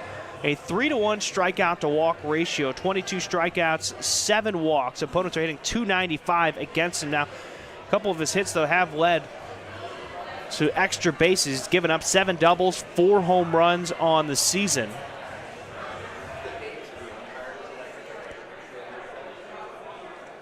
Bozel, the junior, transferred in from Spokane Falls Community College. Comes from an athletic family. His dad, Brian, played football at Eastern Washington. His sister, Jordan, played at St. Mary's in the WCC. Goes up against Jonas Salk, who has walked his first time up in the second inning. Fouls off the first pitch here, 0-1.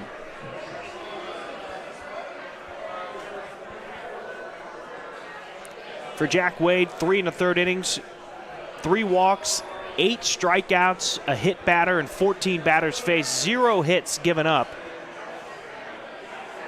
He is responsible for Katayama Stahl over at first, though. The pitch to Salk, breaking ball, fouled off, 0-2. Yeah, I think he did a pretty dang good job, especially with how long the innings were. I mean, that 5-run inning was a 35, 40-minute inning, and he did a good job coming out and throwing strikes and landing 2 pitches pretty well. 65 pitches overall on the evening for Wade.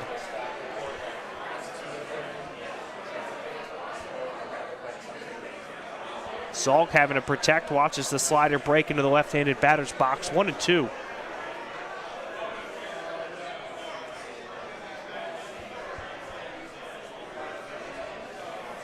Infield playing back for Washington.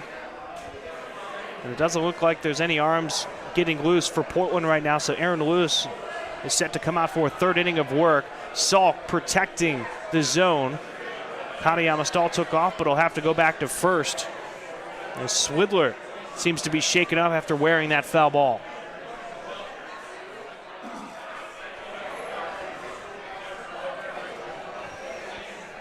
Man, you have to be a different breed to be a catcher, man. You could not catch me behind the plate.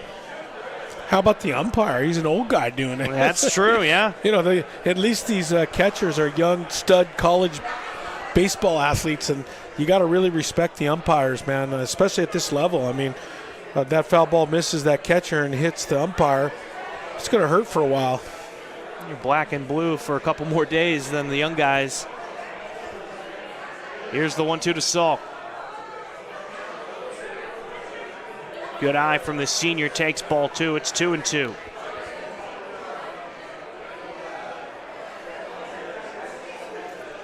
Good crowd on hand here at the Rourke in the neutral site game between Portland and Washington. Score I talked about earlier, a lot of high school kids in attendance today. Another pickoff attempt on Katayama Stahl. He's in safely. But each team wearing their own uniforms, representing their schools in attendance. Well, I think the deal is if they're a high school baseball player and they wear their high school jersey, they get in for free, and that's why you're seeing the Skyview and the Prairie and the Ridgefield and some of these other schools out and about here in the park today. Salk, who started out 0-2, now has a full count as a breaking ball from Bozel missed again. Doherty playing deep in right field right now. Katayama Stahl, the hesitation, the throw down to second. Katayama Stahl's in there safely with a stolen base. That'll be his 11th of the season, but Salk strikes out. And an all too common ending for the Pilot hitters. It's the 9th strikeout for the team. Everybody but JT Landwehr has struck out for Portland at least once. Landwehr walked in the 3rd in his only plate appearance as Brady Bean comes to the plate. And stop me if you've heard it. Ended with a strikeout. Here he sends a fly ball into right center field. Paul going back at the warning track. And a one-hopper off the fence. No, over the fence. That'll be a ground rule double, scoring Katayama Stahl. And the RBI double for Bean drives in the first run for Portland. It's 5-1. Yeah, the Pilots are happy that Katayama got that bag. That he doesn't get that bag, and he's sitting on third base right now, and they need another hit to get a run. So, little ground rule double.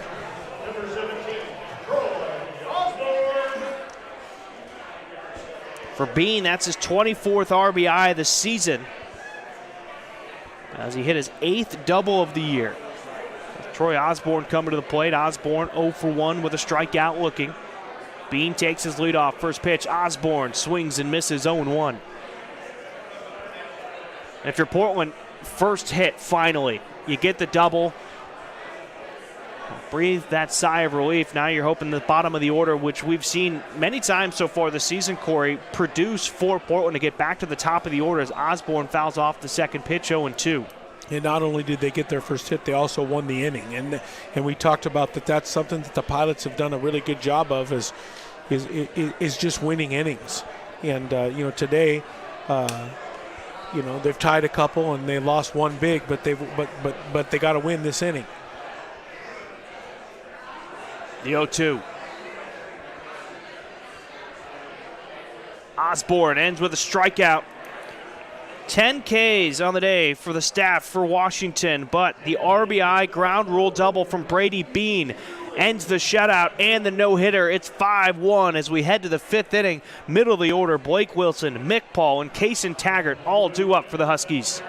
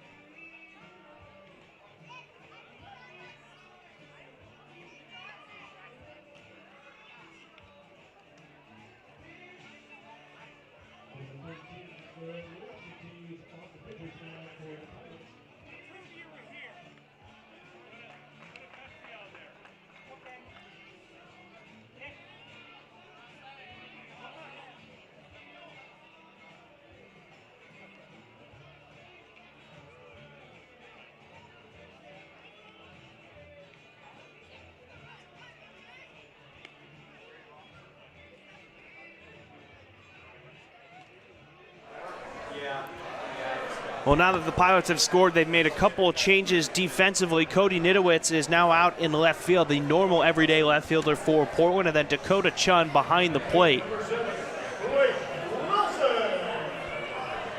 Chun wearing 32, the freshman from Sunset High School.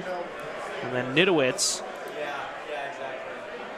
if he's in the same part of the order as Pfeiffer was, will come up next inning for Portland as Lewis still out on the mound. Lewis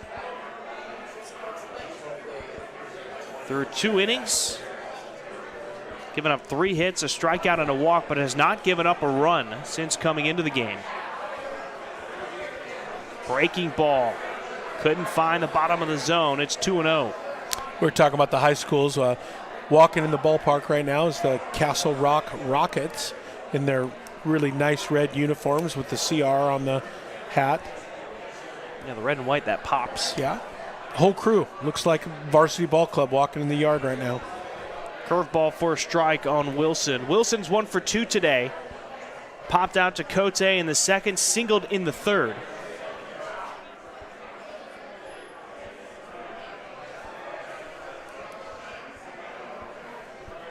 Inside and over the right-handed batter's box to put Wilson ahead in the count, 3-1.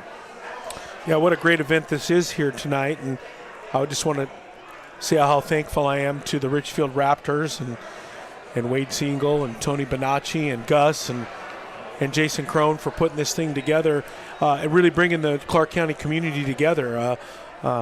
It's pretty cool to look out the window and see a large portion of people that are they're my family. I mean, they're my baseball family out there. I see coaches out there, and I see players out there. I see former players' parents. I see Ridgefield Raptors.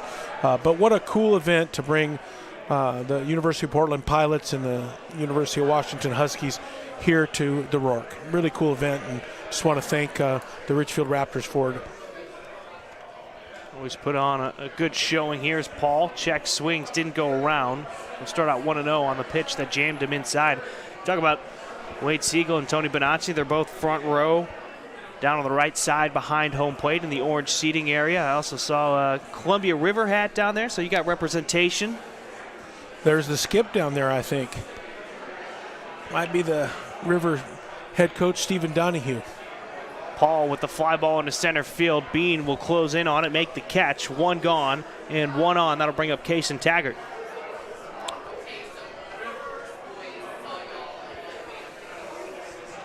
Columbia River winning the state title. What was that, 2 years ago? Last year? 2 years ago. 2 years ago? Yeah, 2 years ago, and I think 4 years ago played in the state title, lost to Tumwater.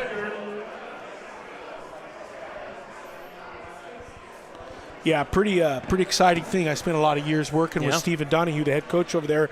You know, I was the head coach for 10 years, and then this ball ricochets off the glove of Katayama Stahl and into center field. Bean will get to it quickly. That's a stolen base for Blake Wilson.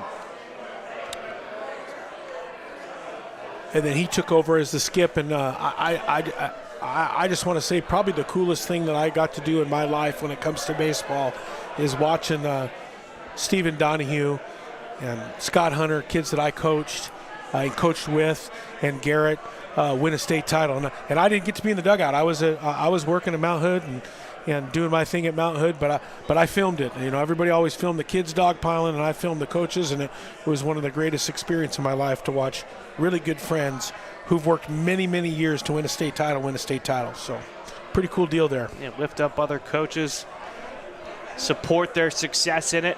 Check swing is Taggart just trying to protect himself there. It's 1-2. Stolen base by Wilson, by the way. That's his 5th of the season. So they put him in a scoring position and see if the Huskies can get back onto the scoreboard here. After putting up a 5 spot in the second, they've stranded 5 runners on base the last 2 innings. Curveball that drops into the dirt, blocked by Chun to keep the runner at second, 2-2.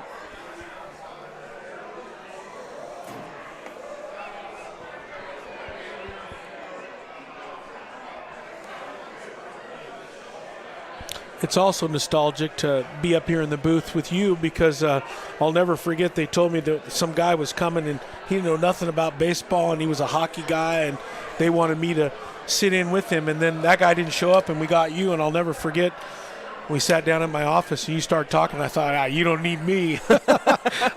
Brian, you're pretty special at what you do, and we got that opportunity together in 19 and we've been together ever since. And you know, when you moved over to the Pilots, I'm blessed that you've asked me to come and do some games with you, and I just enjoyed doing it.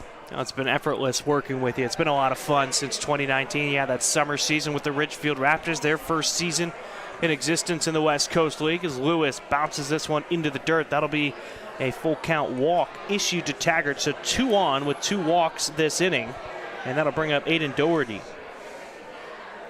Kind words, appreciate you saying that. But no, it's been so much fun over the last, it's hard to believe, 6 years now. And a lot of things have changed because you drove in with your car and you didn't have a wife and you didn't have a kid and you didn't have a job. Yeah, that's true.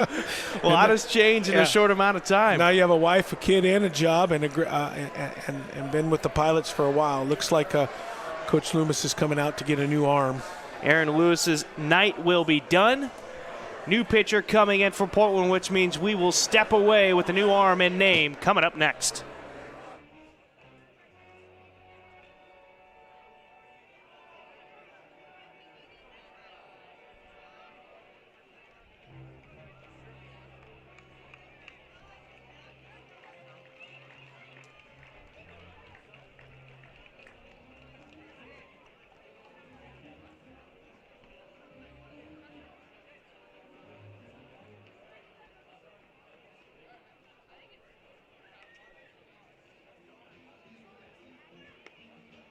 Now on the pitcher's mound for the Pilots is number 29, From Eugene, Oregon, Caden Starr.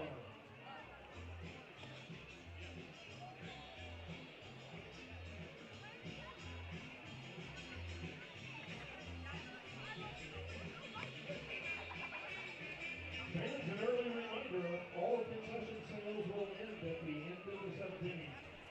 All concessions end at the end of the 7th inning. For those who are still looking for an adult beverage, out there on the left field platform is your spot. Head for those Coors Light canopies.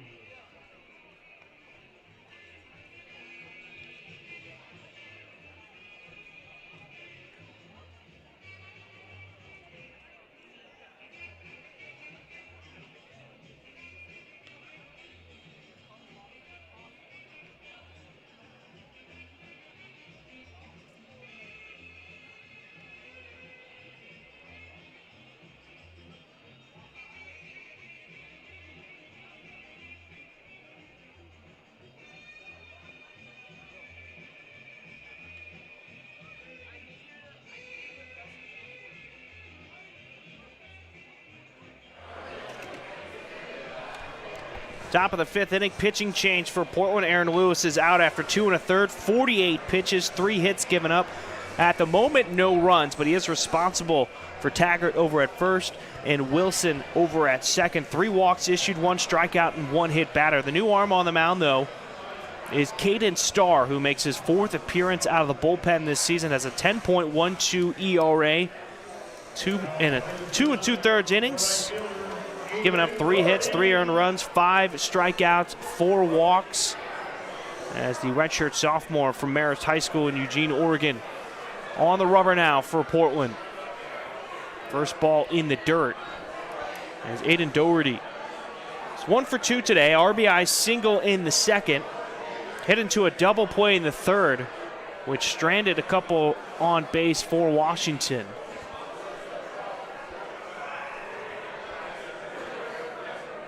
Breaking ball out of the zone and high, 2-0.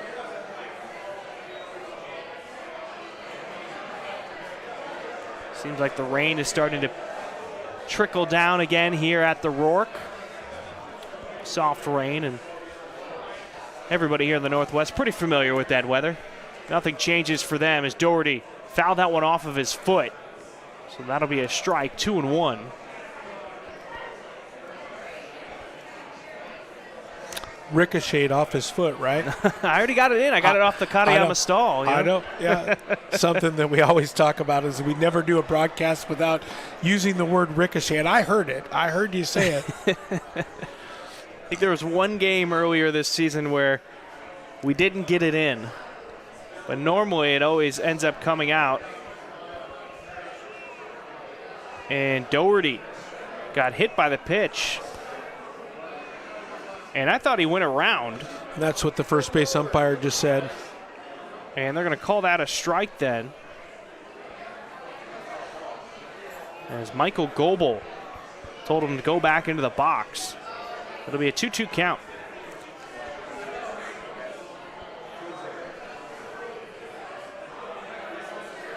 Nothing worse than that. Trying to get out of the way of it. You swing and you get hit by the pitch. So you don't even get the free pass.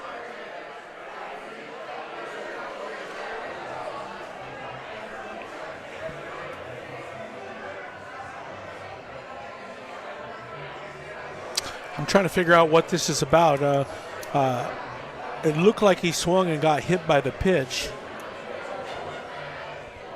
But I'm trying to understand why Coach Loomis Loomis went out. What Loomis would come out.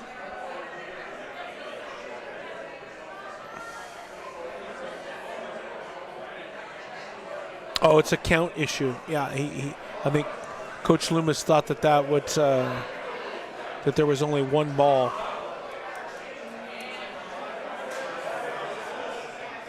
It was 2-1 before that, so it should be a 2-2 count. They're going to check with the official scorekeeper here.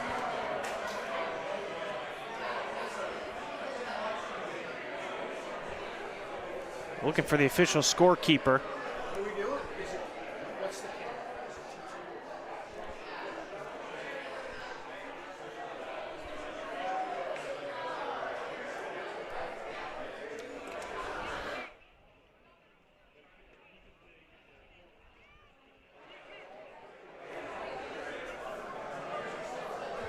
So yeah, they were looking up here to get the official count, and it's 2-2.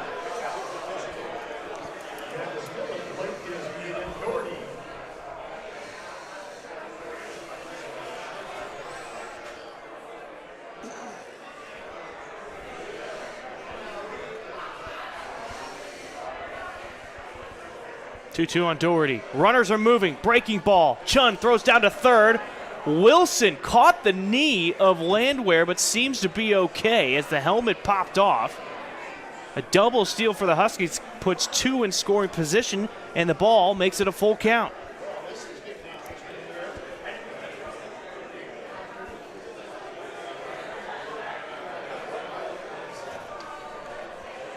For Wilson, that's his second stolen base in this sequence. He's got 6 now on the season. Taggart picked up his third, and that'll be ball 4. And so 3 walks in the inning have loaded the bases for Washington, and that'll bring up Ethan Swidler. Swidler 2 for 2 already, couple singles and an RBI and a run scored. And with the rain falling, we actually have a rainbow now here out at the Rourke, out beyond right center field.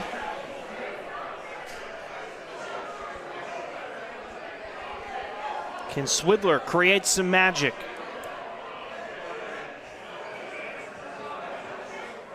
Starr misses low and inside below the knees for a ball, 1-0. Pretty good catch and throw on that throw to third base by Dakota. It was a really good slider that the hitter took, and he had to backhand it and clear himself and make a throw, and it was a pretty darn good throw. Fly ball down the right field line. That should go out of play for a strike. That'll make it 1-1. It's one of the positives of this catching group for Portland. You've got 3 freshmen that have really been playing behind the plate this season, Dakota Chun being one of them, and Coach Loomis talked about his pop time is one of the more impressive things that he's got going for him, his arm strength as well. He's thrown out quite a few runners this season. The 1-1. Cote, the first baseman for Portland, playing off the line. His feet are on the infield grass. It's now 2-1.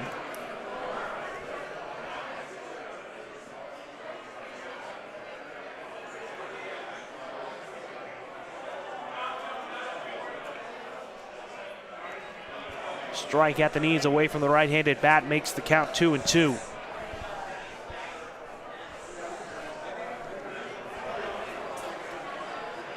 Looking at numerous fans now taking out their phones, taking a picture of the rainbow in the background out in right field. The 2-2 delivery from Starr.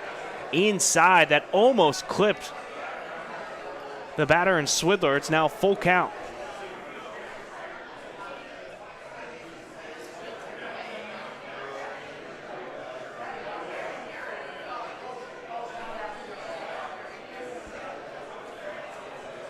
Full count, fouled off, out of play to our right. That'll make it to field number 3 here at the Ridgefield Outdoor Recreation Complex. What a great spot this is too, Corey. I mean, you've got a soccer field to our left. You've got 2 different baseball fields / softball fields behind us and to our right. And then this is the main field that we're on right here. And the complex was completed in 2018. Didn't have its first games until that spring of 2019. The Spudders had a couple games, but then the Ridgefield Raptors had their first ever season in the West Coast League here at this field. And it's a terrific spot here in a city that is just growing every single year here in Ridgefield.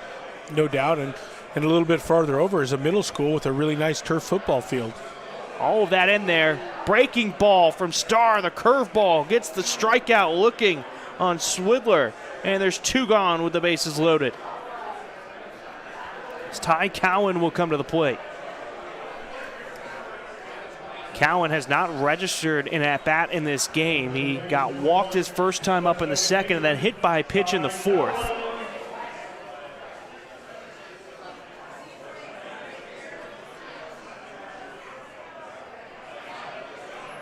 I'm looking down in front of us right now. Not on the campus of the University of Portland, but we have a couple of the volleyball players that have made the trip north. Come support their classmates. as Cowan takes ball 1-0. Cowan, 15 RBI on the season, can add to it here with a base hit. Takes a strike, thigh high inside, 1-1. It's kind of what the Huskies have done. They've got guys on base, and then the Pilots have been able to wiggle out of it. And if they wiggle out of this one, it's another inning with 3 guys left on base. The 1-1. Strike 2. I think Cowan thought that was going to ride a bit more inside and finds its way into the zone. Possibly over the river, but called a strike 1-2 by Tim Vesey.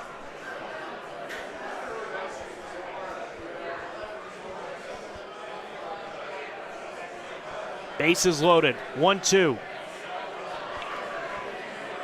Sends a chopper towards the dugout of Washington. Will reset on the 1-2 count. Even with the rain, the amount of people here in the seats, but then I just picked up my head and looked down the left field line, and the platform over there, it's packed with all the tents down there. You can stay dry a little bit, get yourself a drink as well. Even fans down that right field berm area. It's a full house here at the Rourke. 1-2. Fly ball going towards foul. Landwehr was giving chase, and that's going to one-hop onto the soccer field to our left, so we reset on the 1-2 count to Cowan. 9 hits in the game so far for Washington. 5 of them came in that 5-run second inning. 3 walks in this inning have loaded the bases for Washington. Wilson almost halfway down the line trying to get a balk, possibly on Starr to make him flinch. Instead, ball 2 misses low and away. The Pilots are in a big shift here, and he's going to go as far as it'll allow him. And they got to be a little careful. You could almost steal home because there's no one holding him on the base. Yeah, JT Landwehr, the third baseman, basically playing shortstop. Slow roller towards first, handled by Coates. They flip it over to Starr, steps on the bag, and the bases are left loaded again for Washington, and they cannot capitalize. As we'll see at the top of the order the next time we come up for Washington, we head to the bottom of the 5th inning. JT Landwehr leads things off for Portland, followed by Cody Nidowitz, who just checked into the game, and Gage Bruce here at the Rourke.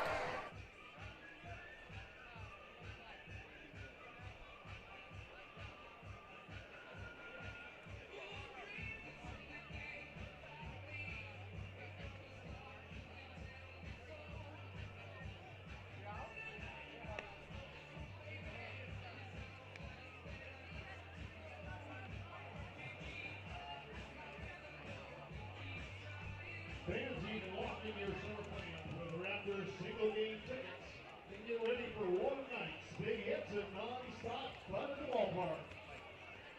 The 26th season starts off with a 7-game homestand starting Thursday, May 28th. Get your tickets at RidgefieldRaptors.com.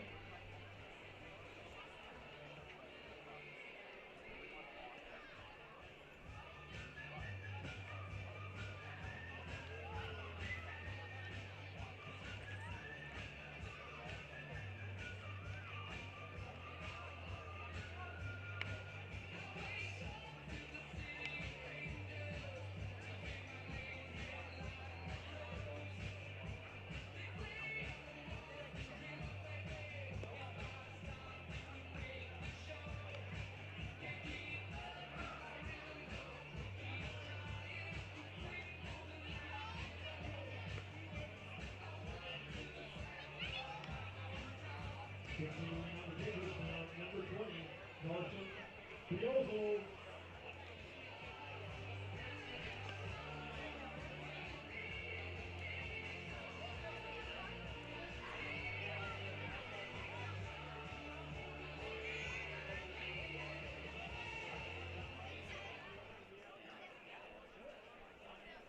Coming to the plate for the Pilots, number 8. Bottom of the 5th inning. Carson Bozol still on the mound for Washington. Came into relief for Jack Wade, who does end up with an earned run after the ground rule double from Brady Bean. Katayama Stahl ended up scoring. Bozol, just 2/3 of an inning to his name so far. faces JT Landwehr. Landwehr walked in the third as the leadoff man, but Jack Wade dialed things back in, then struck out the next 3 hitters. Landwehr watches strike 2. Wasn't a pitch he thought he could handle. Falls behind in the count, 0-2.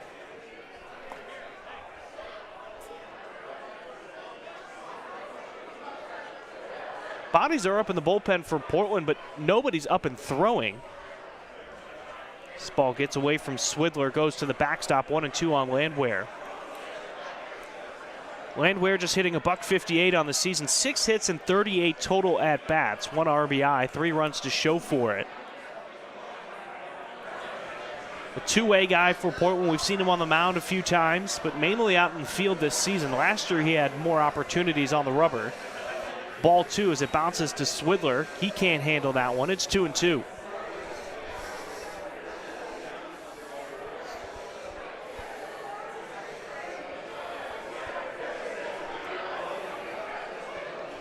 Cody Nitowitz is the next man up. He's at the on-deck circle.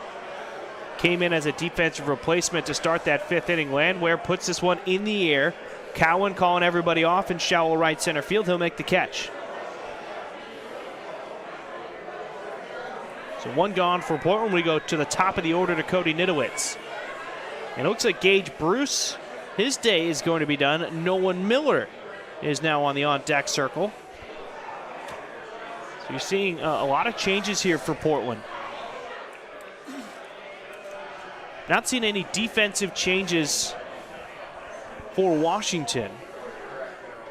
Still Hotchkiss in left, Paul in center, Doherty in right. Wilson at third, DeCarlo at short, Cowan at second, Taggart at first. First pitch strike to Nitowitz, it's 0-1.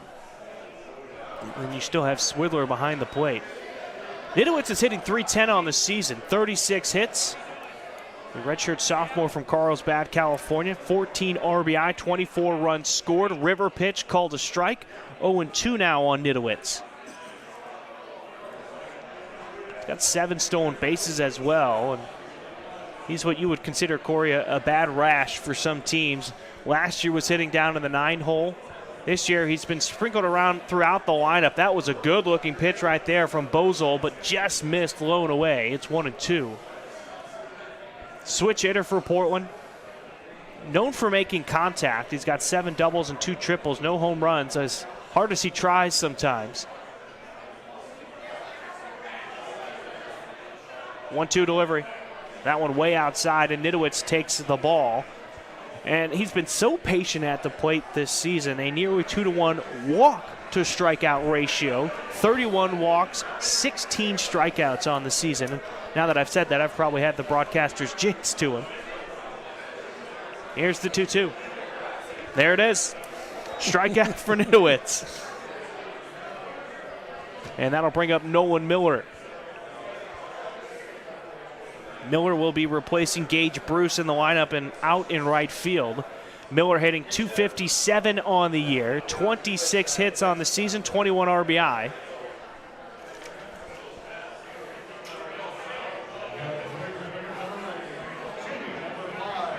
He's making his 36th appearance on the season.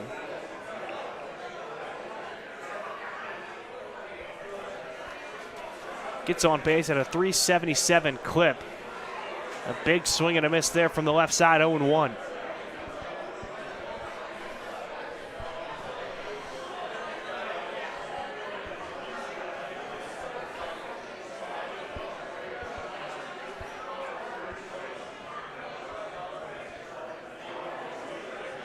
Low below the knees, evens the count at 1-1.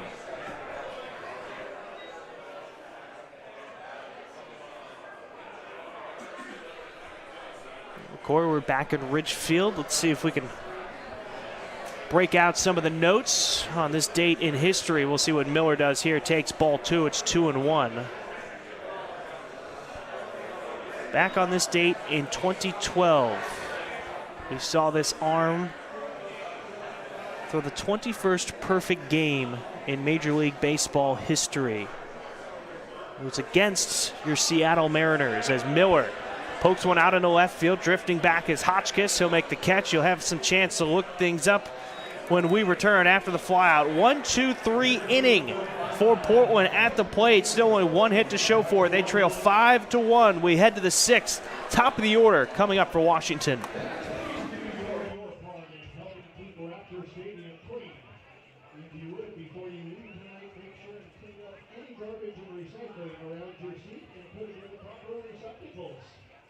Thank you for your help.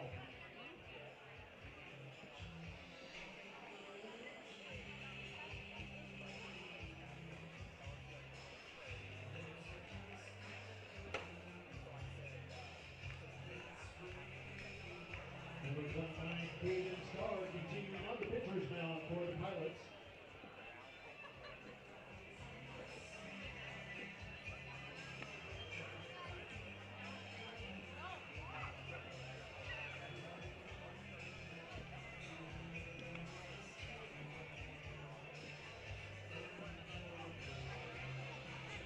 Once again, if you missed the announcement, the Portland Trailblazers defeated the San Antonio Spurs tonight 106-103 to take Game 2.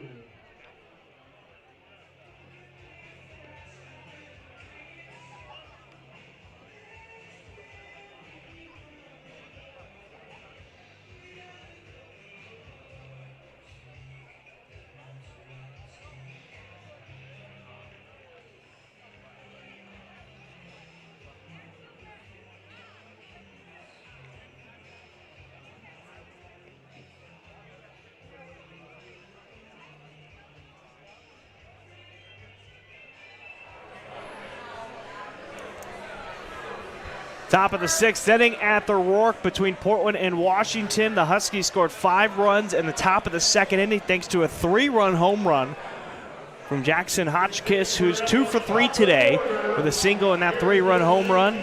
Last time up, he popped out into foul territory on the first pitch he saw to Leo Cote. So he will start off the 6th against Caden Starr, who came in relief of Aaron Lewis. Lewis ended 2 1/3 innings on his outing, 48 pitches. And because Starr was able to get out of that inning despite the walks, only 3 hits given up, no earned runs for him. 3 walks and a strikeout and a hit batter.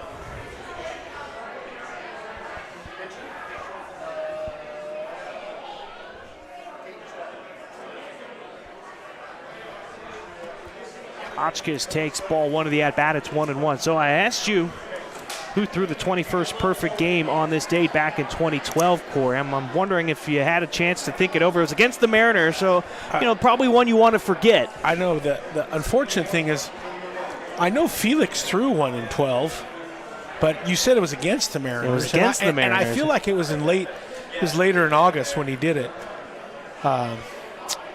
I felt like that year there was a giant guy that did it too. And I'm trying to think, but I don't know. I really don't know. I know Felix. I'm pretty sure Felix threw a perfect game in 2012, and I feel like there was another giant that did it, but I just don't know the name.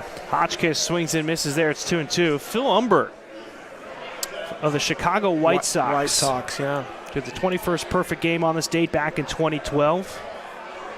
Former 3rd overall pick by the New York Mets in 2004. As Hotchkiss barrels one out into right field. That one is going to go high off the fence and goes away from Bean. This could be a triple for Hotchkiss. Miller up and throwing towards the bag at 3rd.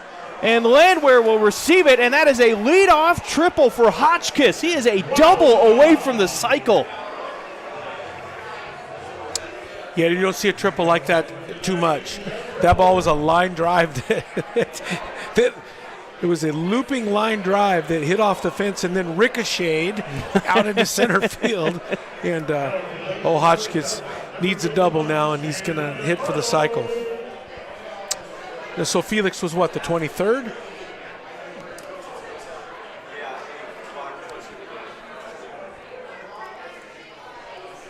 I feel like 2012 was like a weird year for him.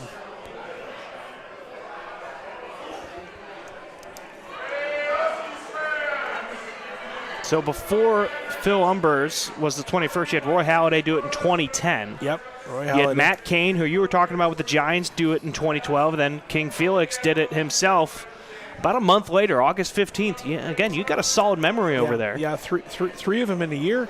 Yeah, I remember. Well, 2012 is easy for me to remember. Chopper towards short, backhanded by Katayama Stahl, and he had trouble getting it out of his glove. And DeCarlo's going to have an infield single and add an RBI to it. Second hit of the day for DeCarlo. It's now a 6-1 lead for Washington. And a couple times now we've seen Katayama Stahl fiddle with the ball in his glove, unable to get a solid grip and get a throw over to first. That was a tough play, no matter with the fumble in the glove. I mean, it's a ball in the hole backhand, third baseman range to try to get it. I think it's going to be a hit no matter what. Oh, I'd mark it down as a hit. I mean, I did in my scorebook. Yeah, I think he can eat it there, and it's a hit. Down the left field line off the bat of Terry. That's going to go foul and bounce into the grassy area. First pitch strike. Braden Terry 1 for 3 today. Ground out in the first, single in the third, and then a fly out in the fourth. And talk about 2012 and what a range of emotions for the Seattle fans, because you get a perfect game against you in April at then Safeco, and then you have King Felix throw his own perfect game at Safeco a couple of months later against the Tampa Bay Rays, and man, they needed every out there. They won that one 1-0. Well, I was going to state that year King Felix pitched amazing, but he almost lost every time he went out. He almost had a perfect game and lost. Pickoff attempt over at first. DeCarlo in there safely. Yeah, I think you're pretty lucky if you get a chance to watch a perfect game at the major league level, and obviously, or I would say at the Division I level, it's get pretty to call impressive one too. get to call one like we did a couple years ago or last year. Last February. Bunted out in front of the plate. Chun will field it, and the sac bunt will move DeCarlo over to second. So one in scoring position after one has already scored for Blake Wilson, who's 2 for 3. Or excuse me, 1 for 2 with a single in the third, walked in the fifth, and had a couple of stolen bases. It still blows my mind that we had a chance to call that game, because that game was not even supposed to be at Joe Edsel Field. It was supposed to be up in Seattle against the Red Hawks. But weather the last couple days before that game made the field unplayable. And so the two teams agreed they'd move that game that was supposed to be an away game for Portland to a home game. And you had Ryan Rembiz, who had been a lifetime bullpen guy, get the start, and he just dealt. He was so good. 90 pitches, 12 strikeouts, and no walks in that perfect game. Yeah, I remember I was out at Mount Hood in the middle of practice and felt my phone ring. We have a rule at Mount Hood: you're not allowed to have a phone in practice unless you have a wife or a child. So I have a wife and a child, and my phone's in my back pocket. And actually, we had a player last year that had a child, so he was allowed to have his phone in practice. But it rang, and it was you, and you said, "Hey, this thing's coming this way. Can you get here?" And I told you that I wouldn't be able to film the Open with you, but I'll be there. And man, I was so glad I came. Perfectly executed bunt by Wilson. Charging it was Landwehr, and it was so hot you couldn't let that one quite go. It was going to be a tweener, and now you've got runners on the corners on the bunt, and that moves DeCarlo over to third. Pretty darn good bunt right there. That's one you almost just want to let roll, and he's going to get first base whether you field it cleanly or not, and see if the AstroTurf is perfectly flat right there in that situation. As Mick Paul will come to the plate. 0 for 1. Got hit by a pitch and scored a run in that second inning. Walked in the third, and then a fly out in his only official at-bat. Wilson takes off. That'll be the third stolen base for him. Katayama Stahl's throw is off the mark, and DeCarlo will steal home. That's the third stolen base for Wilson in this one. 2 runs have now come in to score for Washington in the sixth. They lead it 7-1. Little first and third play by the Huskies there, and the Pilots had Katayama cut it, and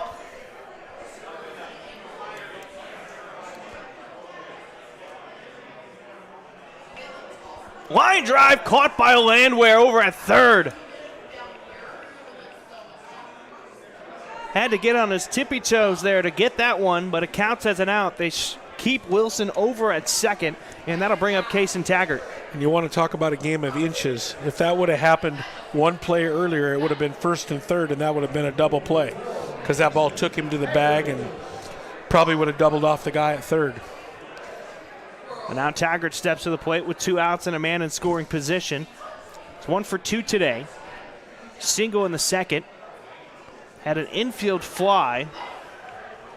And then a walk in the 5th with a stolen base. And you mentioned that infield fly didn't seem like it got too high as it floated its way over to third. I've coined a new term. That was an infield butterfly. It wasn't very high. 0-1. Taggart.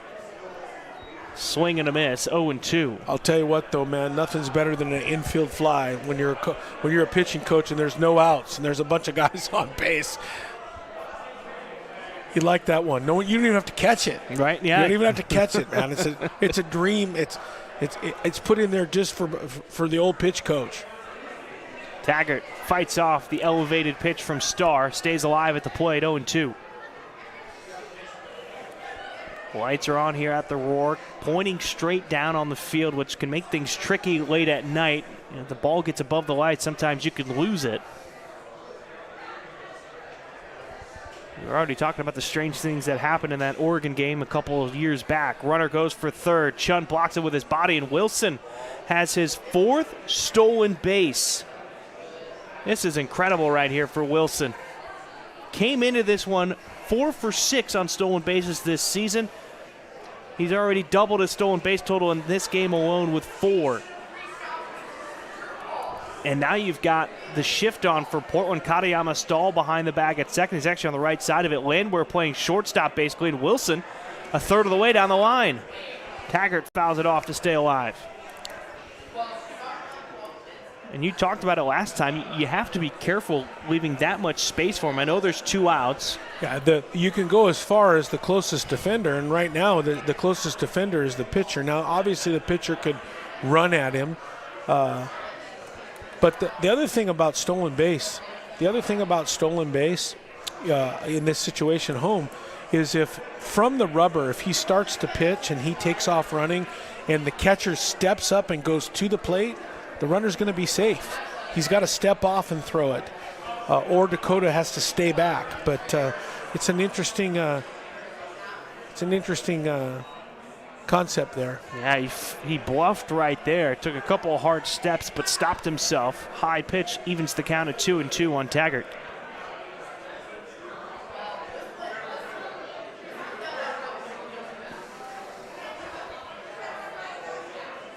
Now Landwehr moved over a little bit.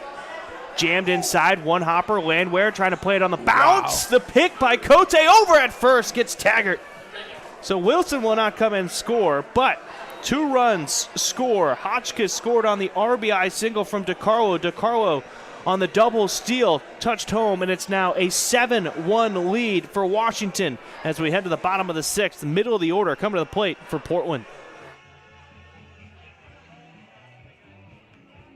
Yes, fans, we have an anniversary to announce out there. Happy 26th anniversary to Kevin and Darcy Keljo. The Keljo's son Grady played for the University of Portland tonight.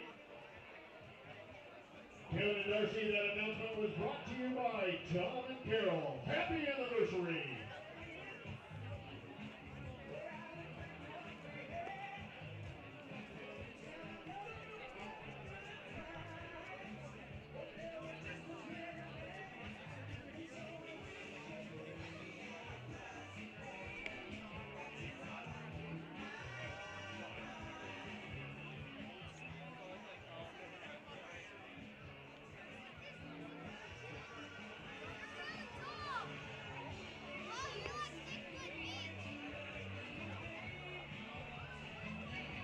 Now the pitcher's mound for the Huskies is number 25 from Burlington, Washington, Tyler Walker.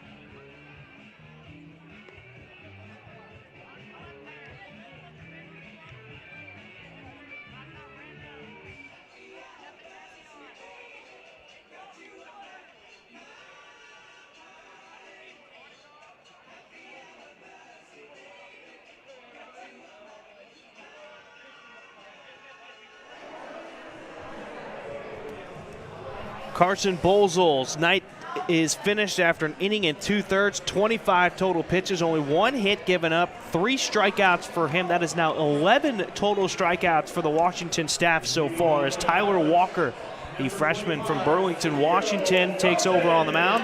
8th appearance on the season, has a 10.80 ERA. He's only thrown 5 innings this season. 8 hits, 6 earned runs, 3 strikeouts, and 1 walk. But again, it's one of these midweek games where you are afforded that flexibility where it's not going to hurt your conference standings, and you get a younger arm in here to get him an inning or 2. And Portland just looking for their 2nd hit as Leo Cote steps up. He's 0 for 2 with a fly out in the 1st and a strikeout in the 3rd.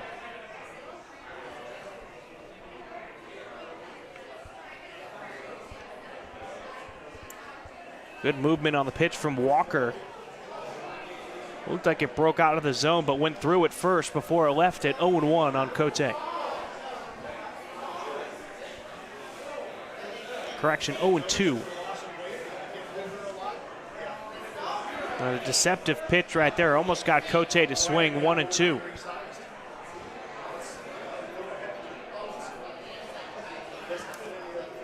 We started at around 55 degrees here. It's now currently 53 degrees and cloudy as Cote takes ball 2.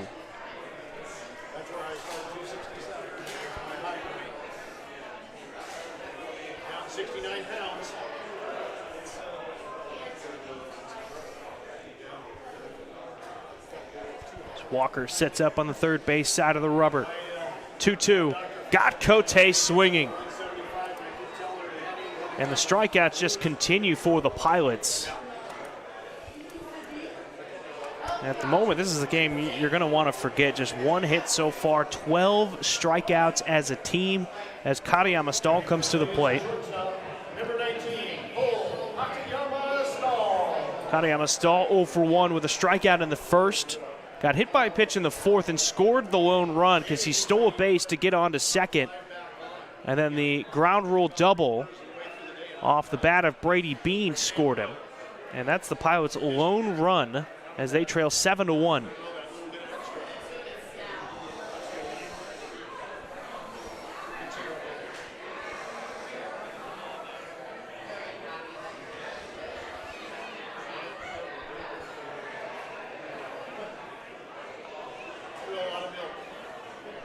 Missed the knees and out of the zone. 2-0 to Katayama Stahl.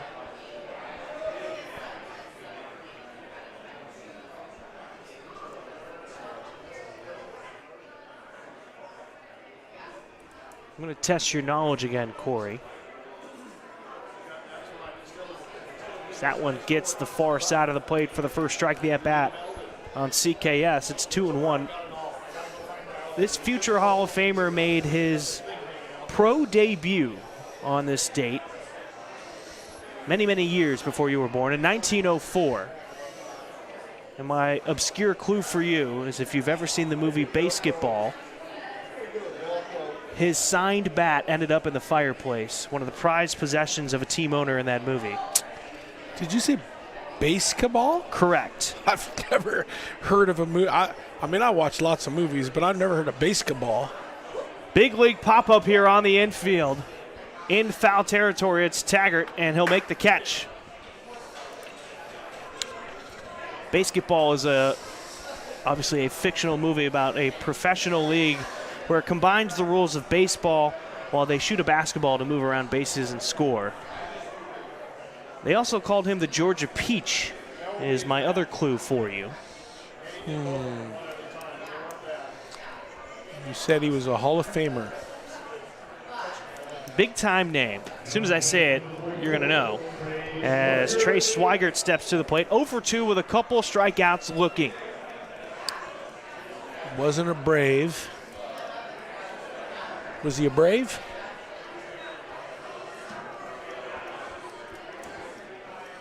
I don't believe he was a Brave.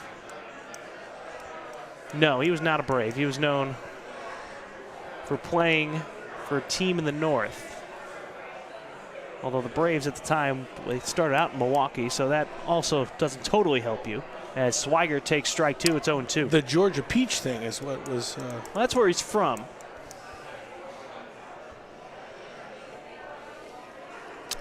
No, it's his pro debut, not his Major League Baseball debut. He was a young guy at the time in 1904. Swigert will get punched out looking for the third time. That'll give you some extra time to look things over. Rattle that brain of yours, Corey. Pilots go down in order as they trail 7-1. We head to the 7th inning. Coming to the plate for Washington, it's Doherty, Swidler, and Cowan. All concession sales will end at the end of this inning. All concession sales end at the end of this inning.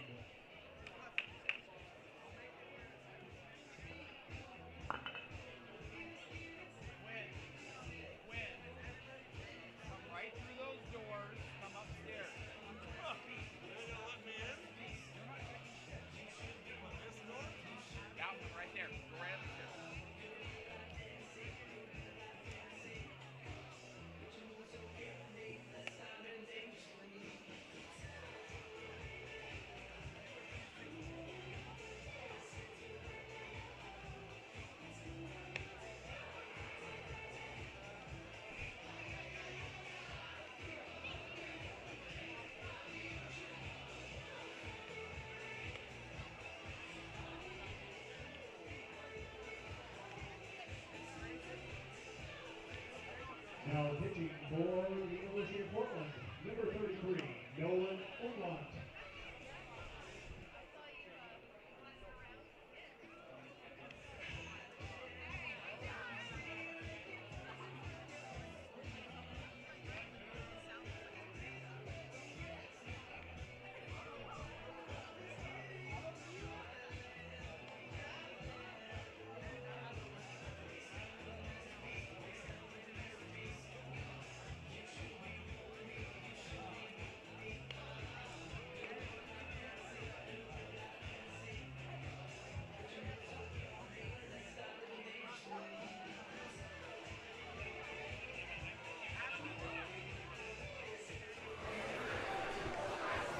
Top of the 7th inning between Washington and Portland. The Huskies currently leading 7-1 as a new arm on the mound for Portland. It's Nolan Umlaut. Umlaut is only making his 3rd appearance on the season, a 10.80 ERA, 1 2/3 innings, giving up 3 hits, 2 earned runs, a strikeout, and a walk this season. All 3 of the hits that he's given up have been doubles in that brief time. First man he's going to face off against is Aiden Doherty. Doherty is 1 for 2 today, an RBI single in the 2nd. He also scored in that inning, hit into a double play in the 3rd, and then walked in the 5th where he got left stranded over at first base. Now, I want to tell you, Brian, I wrote down 2 names in the break, and you saw me write them down, right? I did, yeah. And then about 2 seconds later, one of my really good friends and former dad of a pilot, Brendan McCarthy, is giving me a hard time saying it's Ty Cobb. And I wrote right here, look, I did write. You did write Ty Cobb. I did write Ty Cobb. So I'm going to say Ty Cobb. And if me and Mr. McCarthy are wrong, we're wrong. You would be spot on if Umlaut misses there. It's now a 3-1 count to Doherty. Former pilot Riley McCarthy, yeah. 4-year player here, and his dad's texting me, giving me a hard time. He's like, come on, you should know this one. I did write it down. I was trying to think of players that were old enough. You know, you start thinking about back then, like who are those players? You know, it's not the Roos and the Mantles and it's the Wagners and the Cobbs yeah. Ty Cobb, nice fella, I hear. He's not getting in the Hall of Fame for his manners, is what I hear. No, not quite. I mean, he did play 22 seasons in Major League Baseball. He set 90 Major League records during his career. But on this date, he made his pro debut with the Augusta Tourists.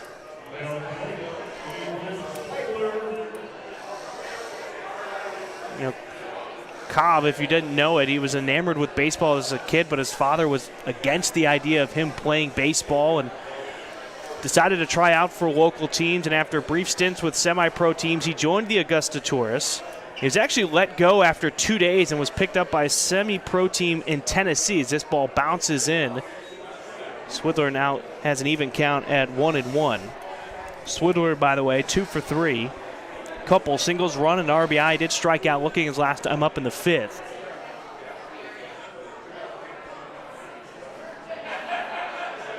Umwant throws this one over into the left-handed batter's box, 2-1 on Swidler. And even after he got picked up by that team in Tennessee, he could still hear his father ringing in his ear, "Don't come home a failure." And he began writing postcards promoting himself and his talents under the alias to the Atlanta Journal until 3 months later, as the runner goes for second, Chun throws, and that's going to end up in center field. Doherty is going to head towards third, as the lazy throw gets in, and now there's a runner over at third in Doherty after the stolen base and the error. As Swidler now has a 2-2 count.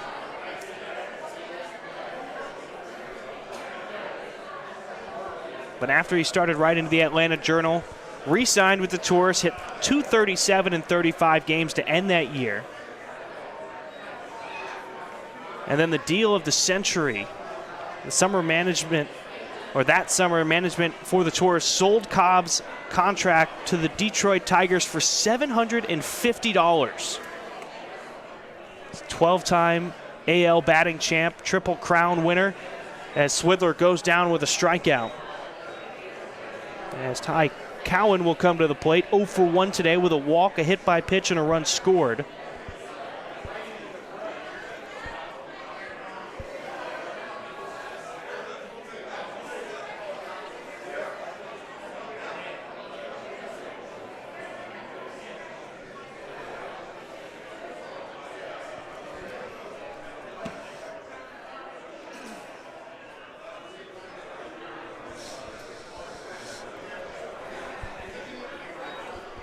Cowan gets dealt the first pitch, strike 0-1.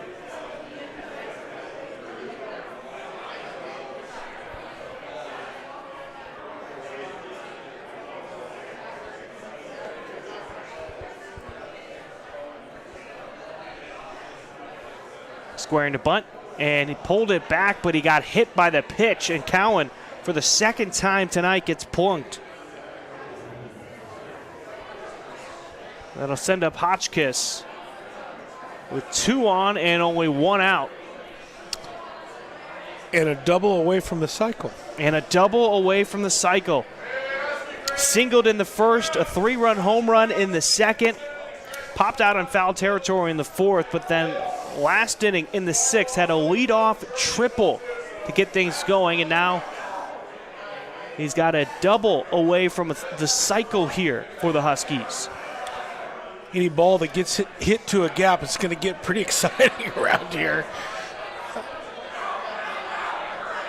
We've seen some things, Brian. It wouldn't surprise me one bit. I mean, I feel like almost every game that we work together, there's something unique that happens in the game. By the way, I saw a play the other day.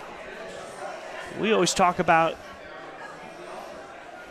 that one foul ball that ended up being fair with San Diego a couple of seasons back, as Hotchkiss takes a slider for a strike that was elevated 0-1.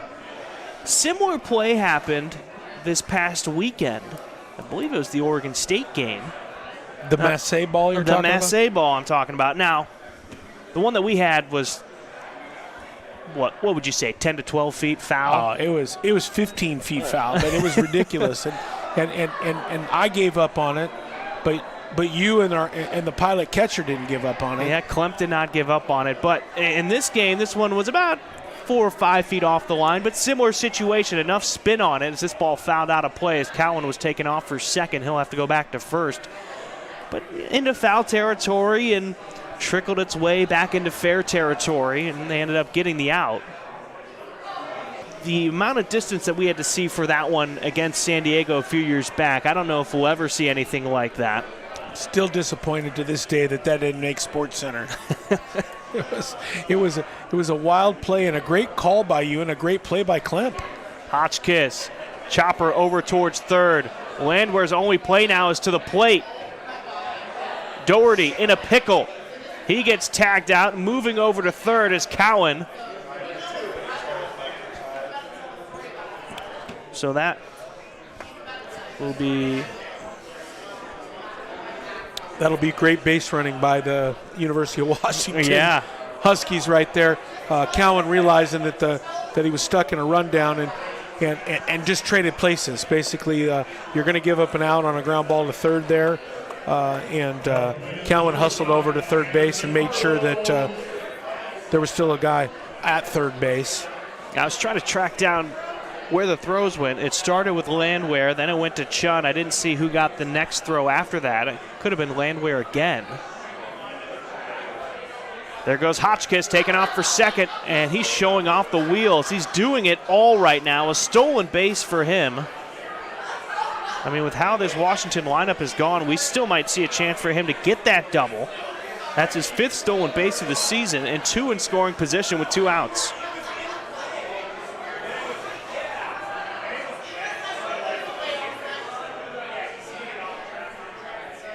And it was Landwehr to Chun to Landwehr as DeCarlo takes strike 2 with a foul ball. It's 0-2.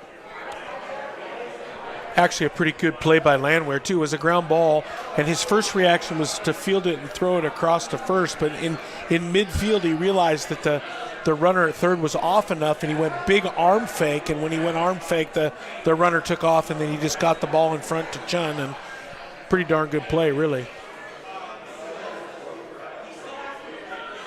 First ball to DeCarlo. It's 1-2.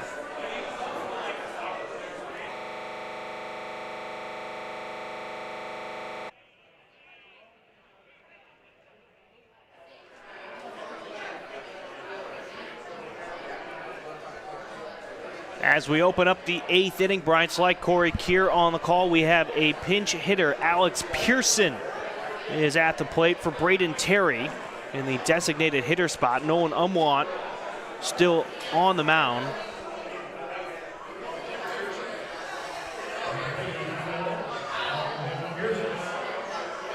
Pearson, a freshman from Tigard High School in Tigard, Oregon. All-state selection, all-conference honoree. He's ranked the number 5 player in the state of Oregon by Baseball Northwest and Prep Baseball Report. Just his 24th at-bat of the season. He's hitting .261. 8 RBI, 3 runs scored on 6 hits. He does have 6 strikeouts to just 2 walks, but limited opportunities for the freshman. And this is a great chance for him. He's also worn a couple of pitches as well. And that'll always build some positive reinforcement with your teammates, not stepping out of the way of that one. It's a 2-0 count from Umwant. Make it 3-0.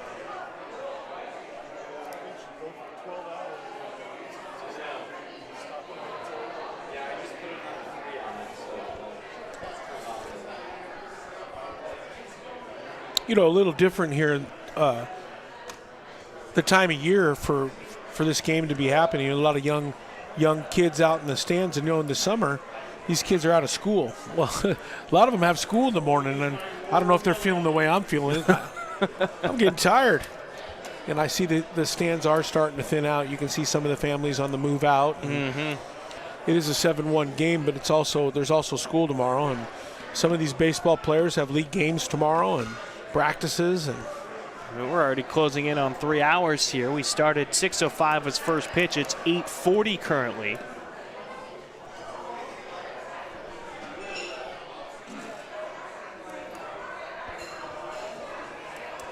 And Pearson will strike out. So Umwant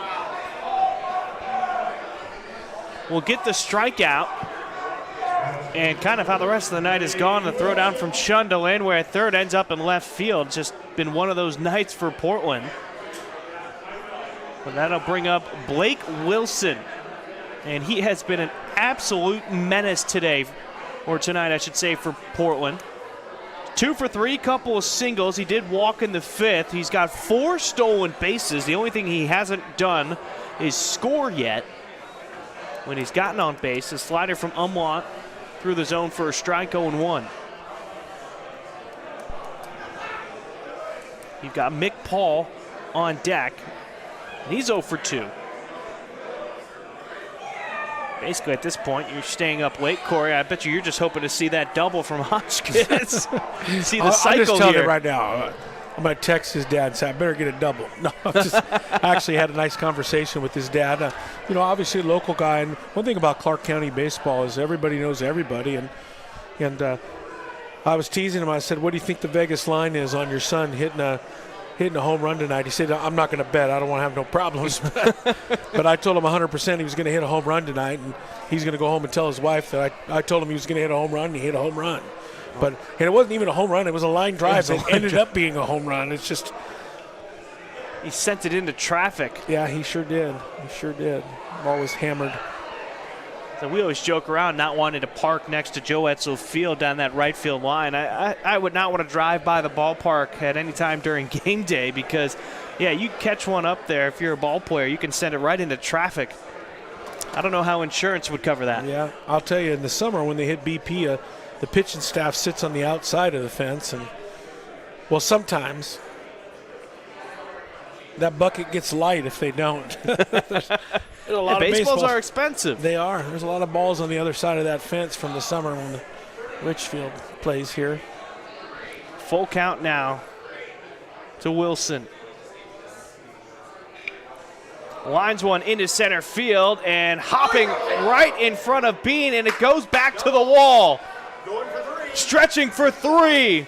Wilson, the three-way throw from Salk is not in time. And Wilson is standing 90 feet away from scoring.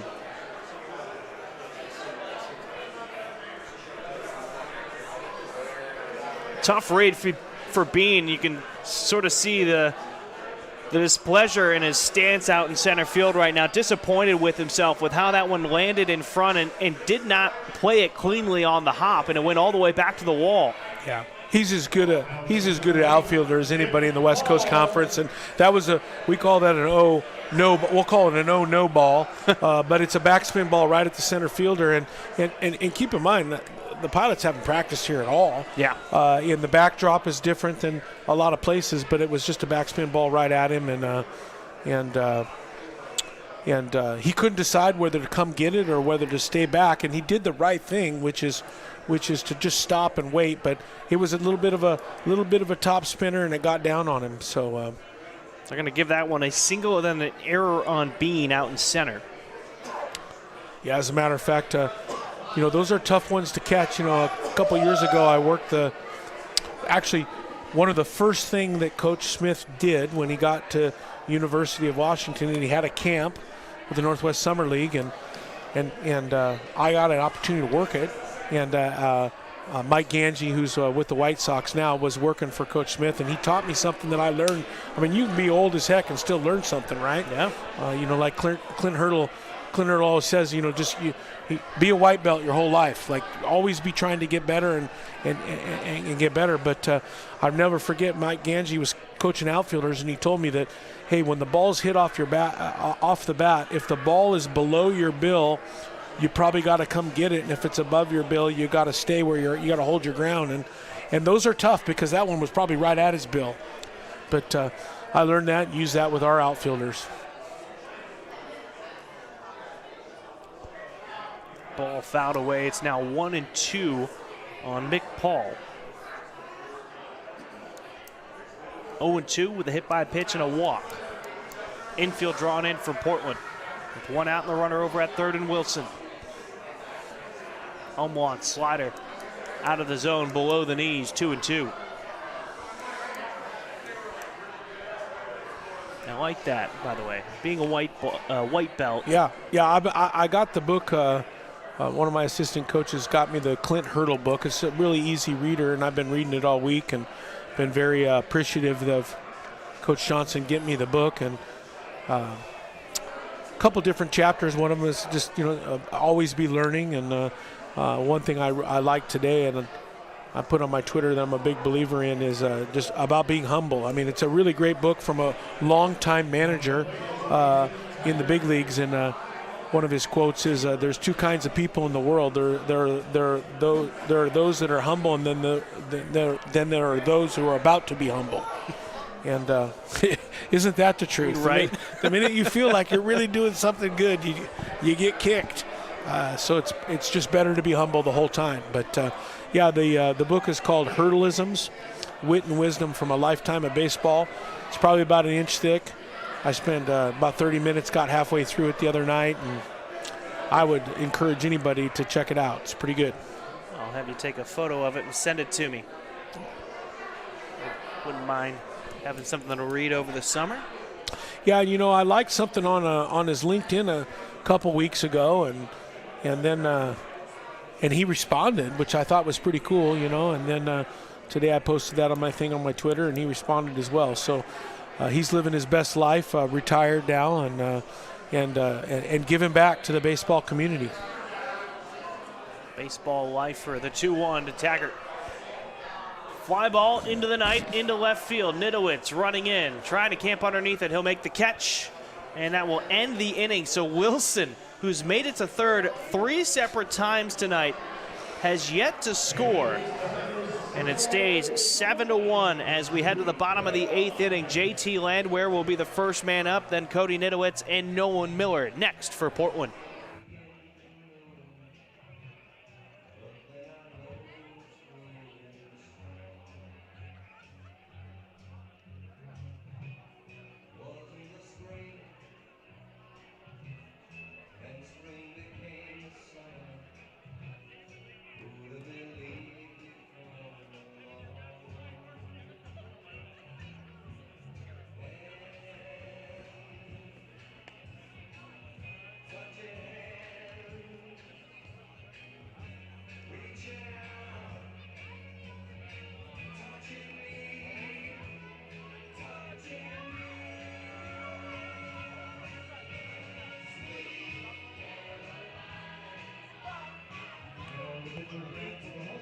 Number 15 from Eagle River, Alaska, Liam Learman.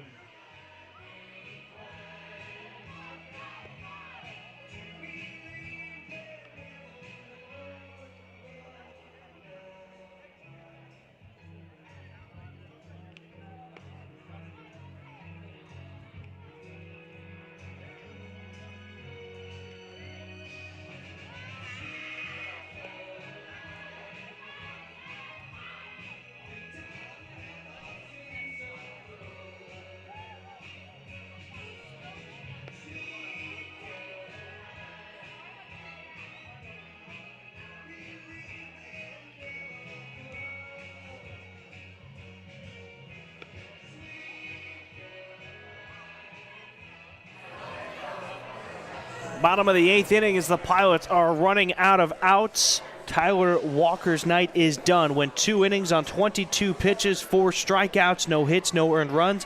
It's Liam Learman who takes over, the freshman left-hander from Eagle River, Alaska. As JT Landwehr steps in. Takes a first pitch, strike 0-1.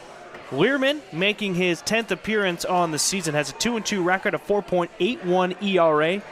He's thrown 24 and a third innings, giving up 25 hits, 13 earned runs, 21 strikeouts to 13 walks. As Landwehr sends a fly ball into right field, and stabbing at it and making the catch is Doherty. Cowan was giving chase from second base, and it looked like Doherty lost it for a moment as he had to take, as I said, a stab at it to make that catch.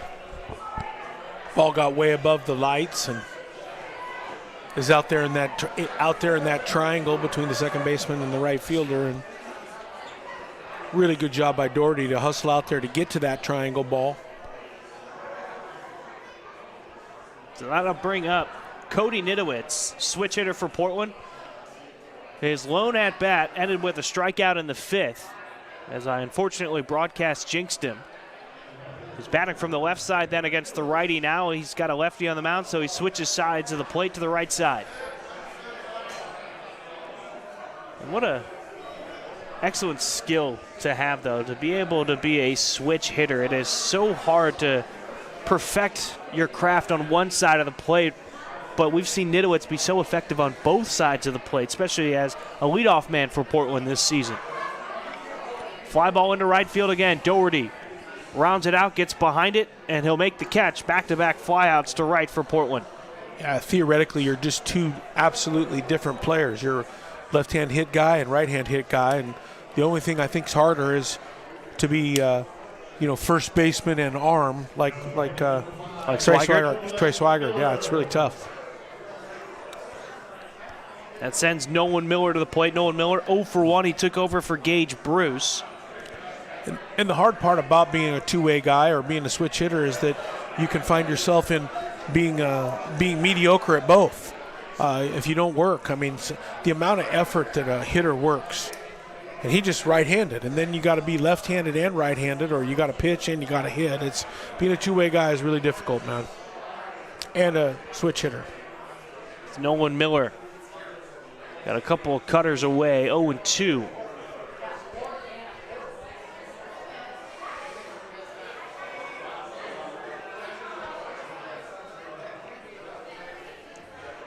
Fastball off the plate, looking for a swing and miss, doesn't get it. It's 1-2 on Miller.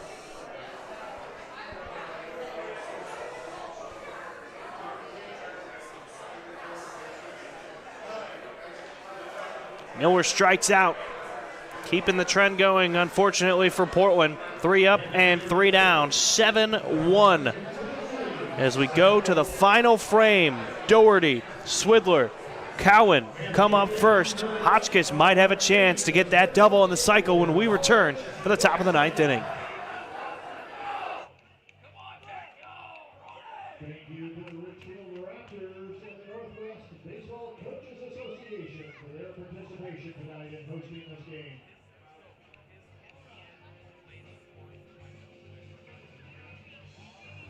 Once again, if you would help us keep the stadium clean by picking up any trash or recyclables around your seat and putting them in the proper receptacles, we certainly appreciate the help.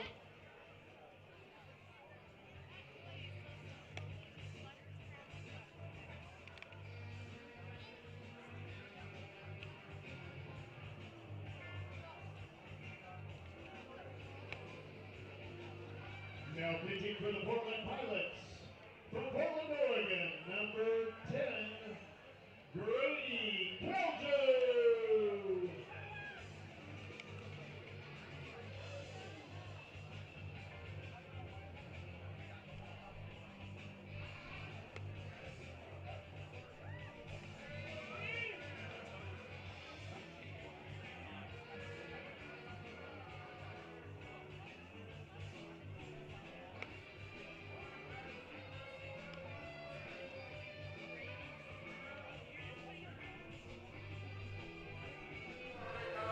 Top of the 9th inning at the Rourke, the Ridgefield Outdoor Recreation Complex. It's Brian Slyke, Corey Keir on the call. Washington with a commanding 7-1 lead off of 13 hits today. Portland's 1 run off of 1 hit. Nolan Umlaut is off the mound. Grady Keljo has taken over for Portland. And first pitch, poked out into right field. Doherty has himself a single. And that'll be his 2nd hit of the day and the 4th time that he's reached base. Before that hit, though, Keljo, he's making his 8th appearance out of the bullpen, 0-1 record, a 6 ERA through 6 innings of work, 6 hits given up, 4 earned runs, 5 walks, 5 strikeouts. Opponents are hitting .273 against him before that last single. Ethan Swidler steps to the plate. Swidler is 2 for 4. A couple of singles, a run scored, and an RBI, but his last couple at-bats have been strikeouts, 1 looking and 1 swinging. Got Ty Cowan, who has reached base 3 times today, but has not gotten a hit. He is on the on-deck circle. He's been hit. He's been hit twice. Yeah, maybe 3 times. But he's been on base.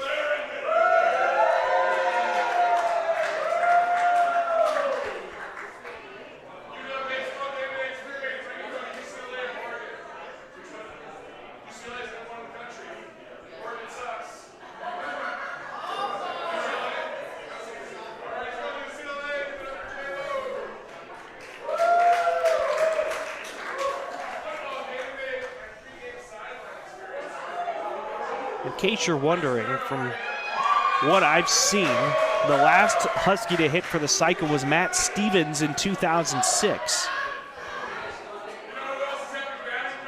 In a game against Cal State Northridge. He went 5 for 6 with 2 home runs, a triple-double, and a single. in that outing. 2-1. Keljo throws over to first to keep an eye on Doherty. 7 stolen bases, by the way, for Washington tonight. So you can understand why Keljo's throwing over to first to keep an eye on the runners.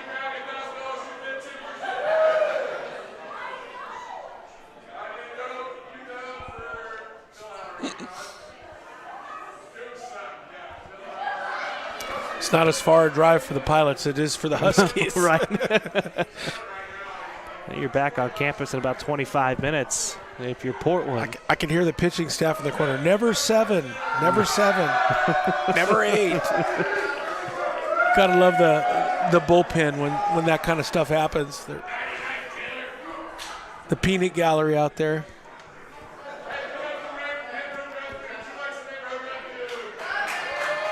Decent lead for Doherty at first, and another pickoff attempt for Keljo. Keljo, the younger brother of Nelson Keljo, who played at Oregon State, was a draft pick from Portland, Oregon. 2-2. And Swidler goes down on strikes. 3rd straight strikeout for him after starting the night off 2 for 2. And that'll bring up Ty Cowan. Hotchkiss on the on-deck circle. He'll get his opportunity unless Cowan hits into a double play. I was going to tell you not to say that. Yeah, I know. I know. I have to keep the people informed, though, Corey. The mind only hears what it says. It hears. Don't hit it in the water. Yeah. Don't hit into the sand trap. Like my caddy in Vegas. I told him he's the worst caddy in the history of all caddies. All he did was tell me not where to hit it. My mind heard, hit it there. How about you tell me where to hit it? Not where to hit it. Don't hit it in the water. Water. Cowan fouls off the first pitch he sees, 0-1. He only has one official at-bat on the evening. It was a ground out to Leo Cote back in the 5th. Otherwise, he walked in the 2nd and scored. Hit by a pitch in the 4th and hit by a pitch in the 7th.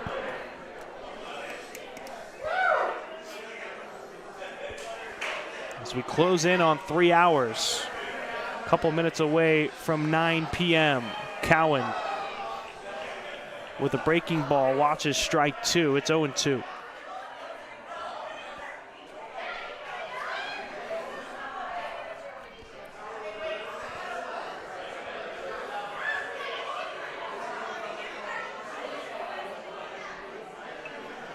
Foul back into the netting. Cowan stays alive.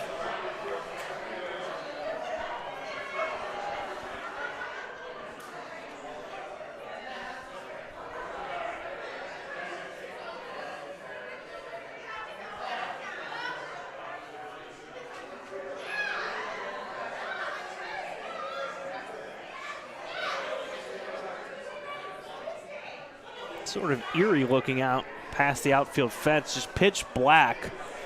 In my memory from working games here, you've got trees back there, but just beyond the road, you can't see anything past the outfield fence. Well, in the summer, I don't think it ever gets this dark before they turn the lights off. That's a little longer daylight. Through the legs of Chun, goes to the backstop. Doherty rounds 2nd.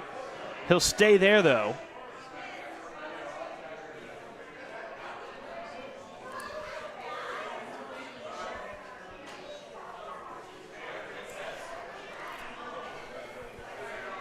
So now Doherty's in scoring position. Cowan with the first ball of the at-bat, 1-2.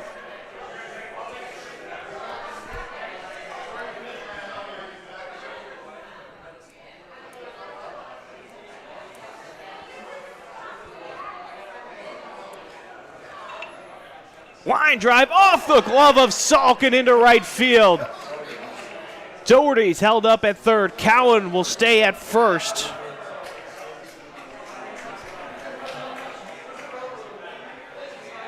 And I think Cote wants a new ball, the way he's shaking that one around to get that one out. But unfortunate right there for Portland. It looked like Salk was in the perfect spot, and it went off of his glove. That is now 15 hits for Washington Runners on the corners as Jackson Hotchkins comes to the plate. He's a double away from the cycle.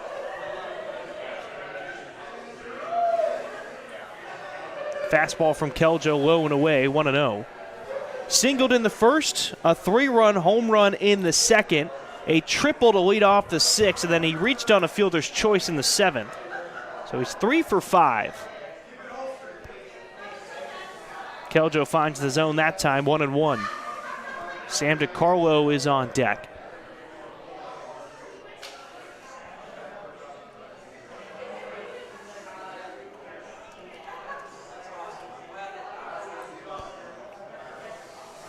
Hotchkiss lets the ball go away for second. Ball of the at-bat, 2-1.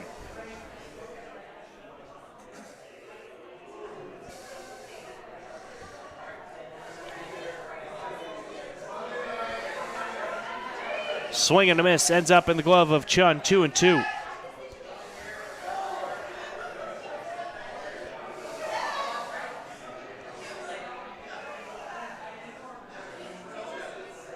Cowan takes his lead off at first.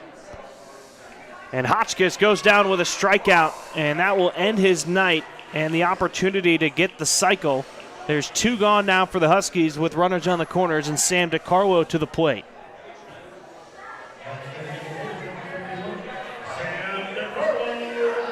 DiCarlo been a productive hitter for the Washington Huskies in his career, 106 RBI. That includes the one he already had today. He's 2 for 5 with a couple of singles, a run scored, and the RBI. Cowan goes for second. Chun throws. It's cut off by Salk, and they're going to try to get Cowan out. And they apply the tag, and he's gone. They're going to say the run scored first with the backman Doherty taking off from third, and so it's 8-1 Washington. As we head to the bottom of the 9th inning, Cote, Katayama Stahl, and Swigert come to the plate for Portland.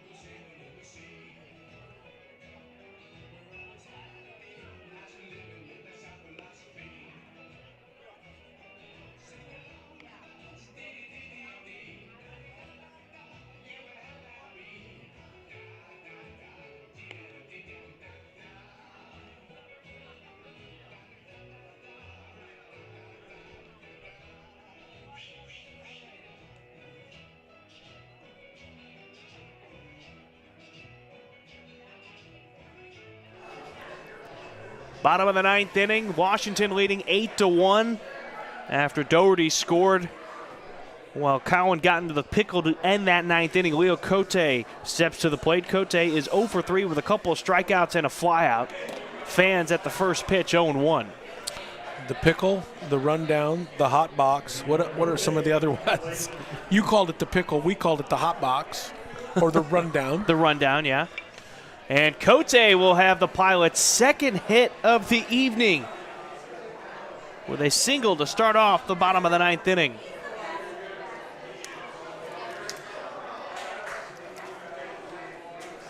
I don't know. I guess maybe pickle's not the right word. I know it's used as a phrase for that, but I feel like when you get in a pickle, you get more throws into it. I'll tell you that spent many hours as a young man in the side yard of my dad's perfectly groomed grass. Did he yell at you for being on the lawn? Yes. Well, he didn't know we did it, but we did it on the side yard. But my dad was a fire chief, and the one thing, we had the nicest yard, and we played a lot of pickle back in the day, man. The whole neighborhood would come over, and we'd – high and inside. Katayama Stahl gets out of the way. It's 1-0. And we adapted our own rules, and there's numerous runners going, and, man, it was just it was a good time. 2nd Street kids coming over and playing pickle in the side yard. And hopefully Dad isn't listening, because that'll explain some of those grass stains in my jeans and some grass that got beat up. Breaking ball too far inside. It's 2-0 to Katayama Stahl. He's 0 for 2.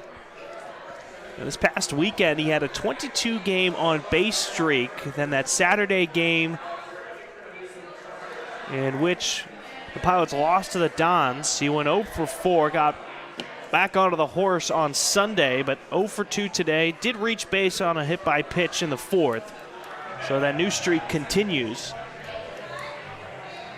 But he's an impressive young bat and fielder for Portland. I know a couple plays tonight have not necessarily been a normal Katayama Stahl defensive performance, but a bright spot for a young program is Katayama Stahl, and his bat, when he gets it going, is electric. Cote takes his lead off the bag at first. Fastball looked off the plate, but called a strike by Tim Vesey. It's 2-1.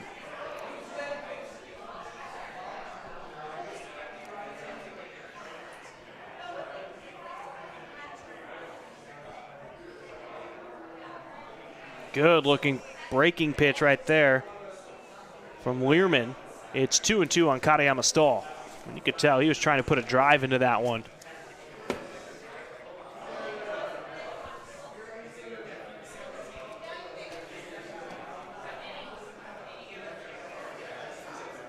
Check swing. They appeal to Todd Ellis, who's over by second, but he did not go around. Full count, 3-2. I forgot who it was for Washington. Maybe it was DiCarlo, but I didn't think that was as far as that check swing was. Cote takes off for second. Katayama Stahl strikes out, and Cote is in scoring position now. Trey Swigert, who's 0 for 3, 3 strikeouts looking. It's now 17 strikeouts for Portland as a team. I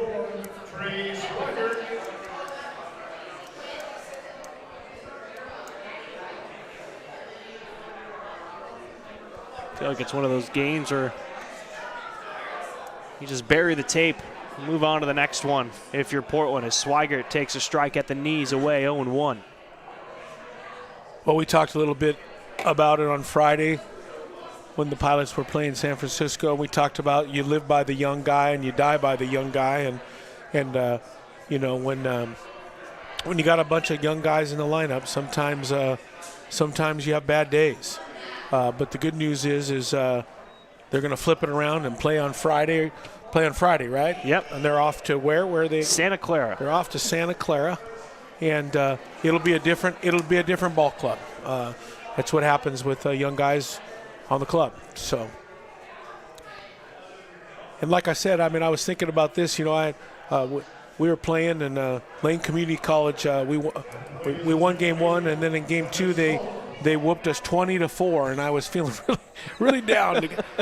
Gave up 20 runs, and I was just feeling so bad. We walked 17 guys in one game, and feeling so bad, and then the next 2 days later, I think Mitch Canham lost to this very, very good ball club, the Washington Huskies. And I think he lost 18 to 2, yeah. Yeah, and I thought, man, if Mitch Canham can lose 18-2, I can't really whine about losing 20-4. And quite frankly, I want to tell you, I think the Huskies have played so well since that. I mean, they definitely started rough, and they have lots of great pieces. They have an incredible coaching staff, and they got good players. And I think Eddie's going to keep them going.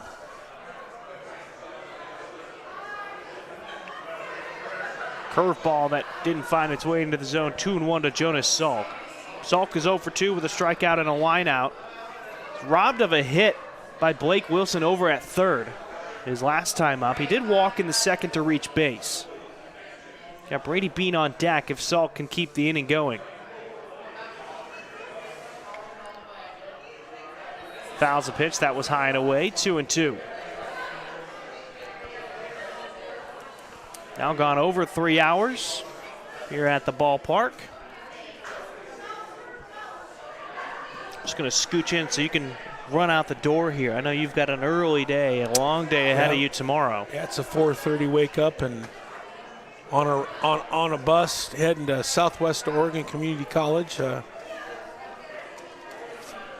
Doubleheader. What's it? Coos Bay? Is that where you're headed? Coos Bay. Yeah. From one end of the South region to the far end of the South region. 2-2 on Salk.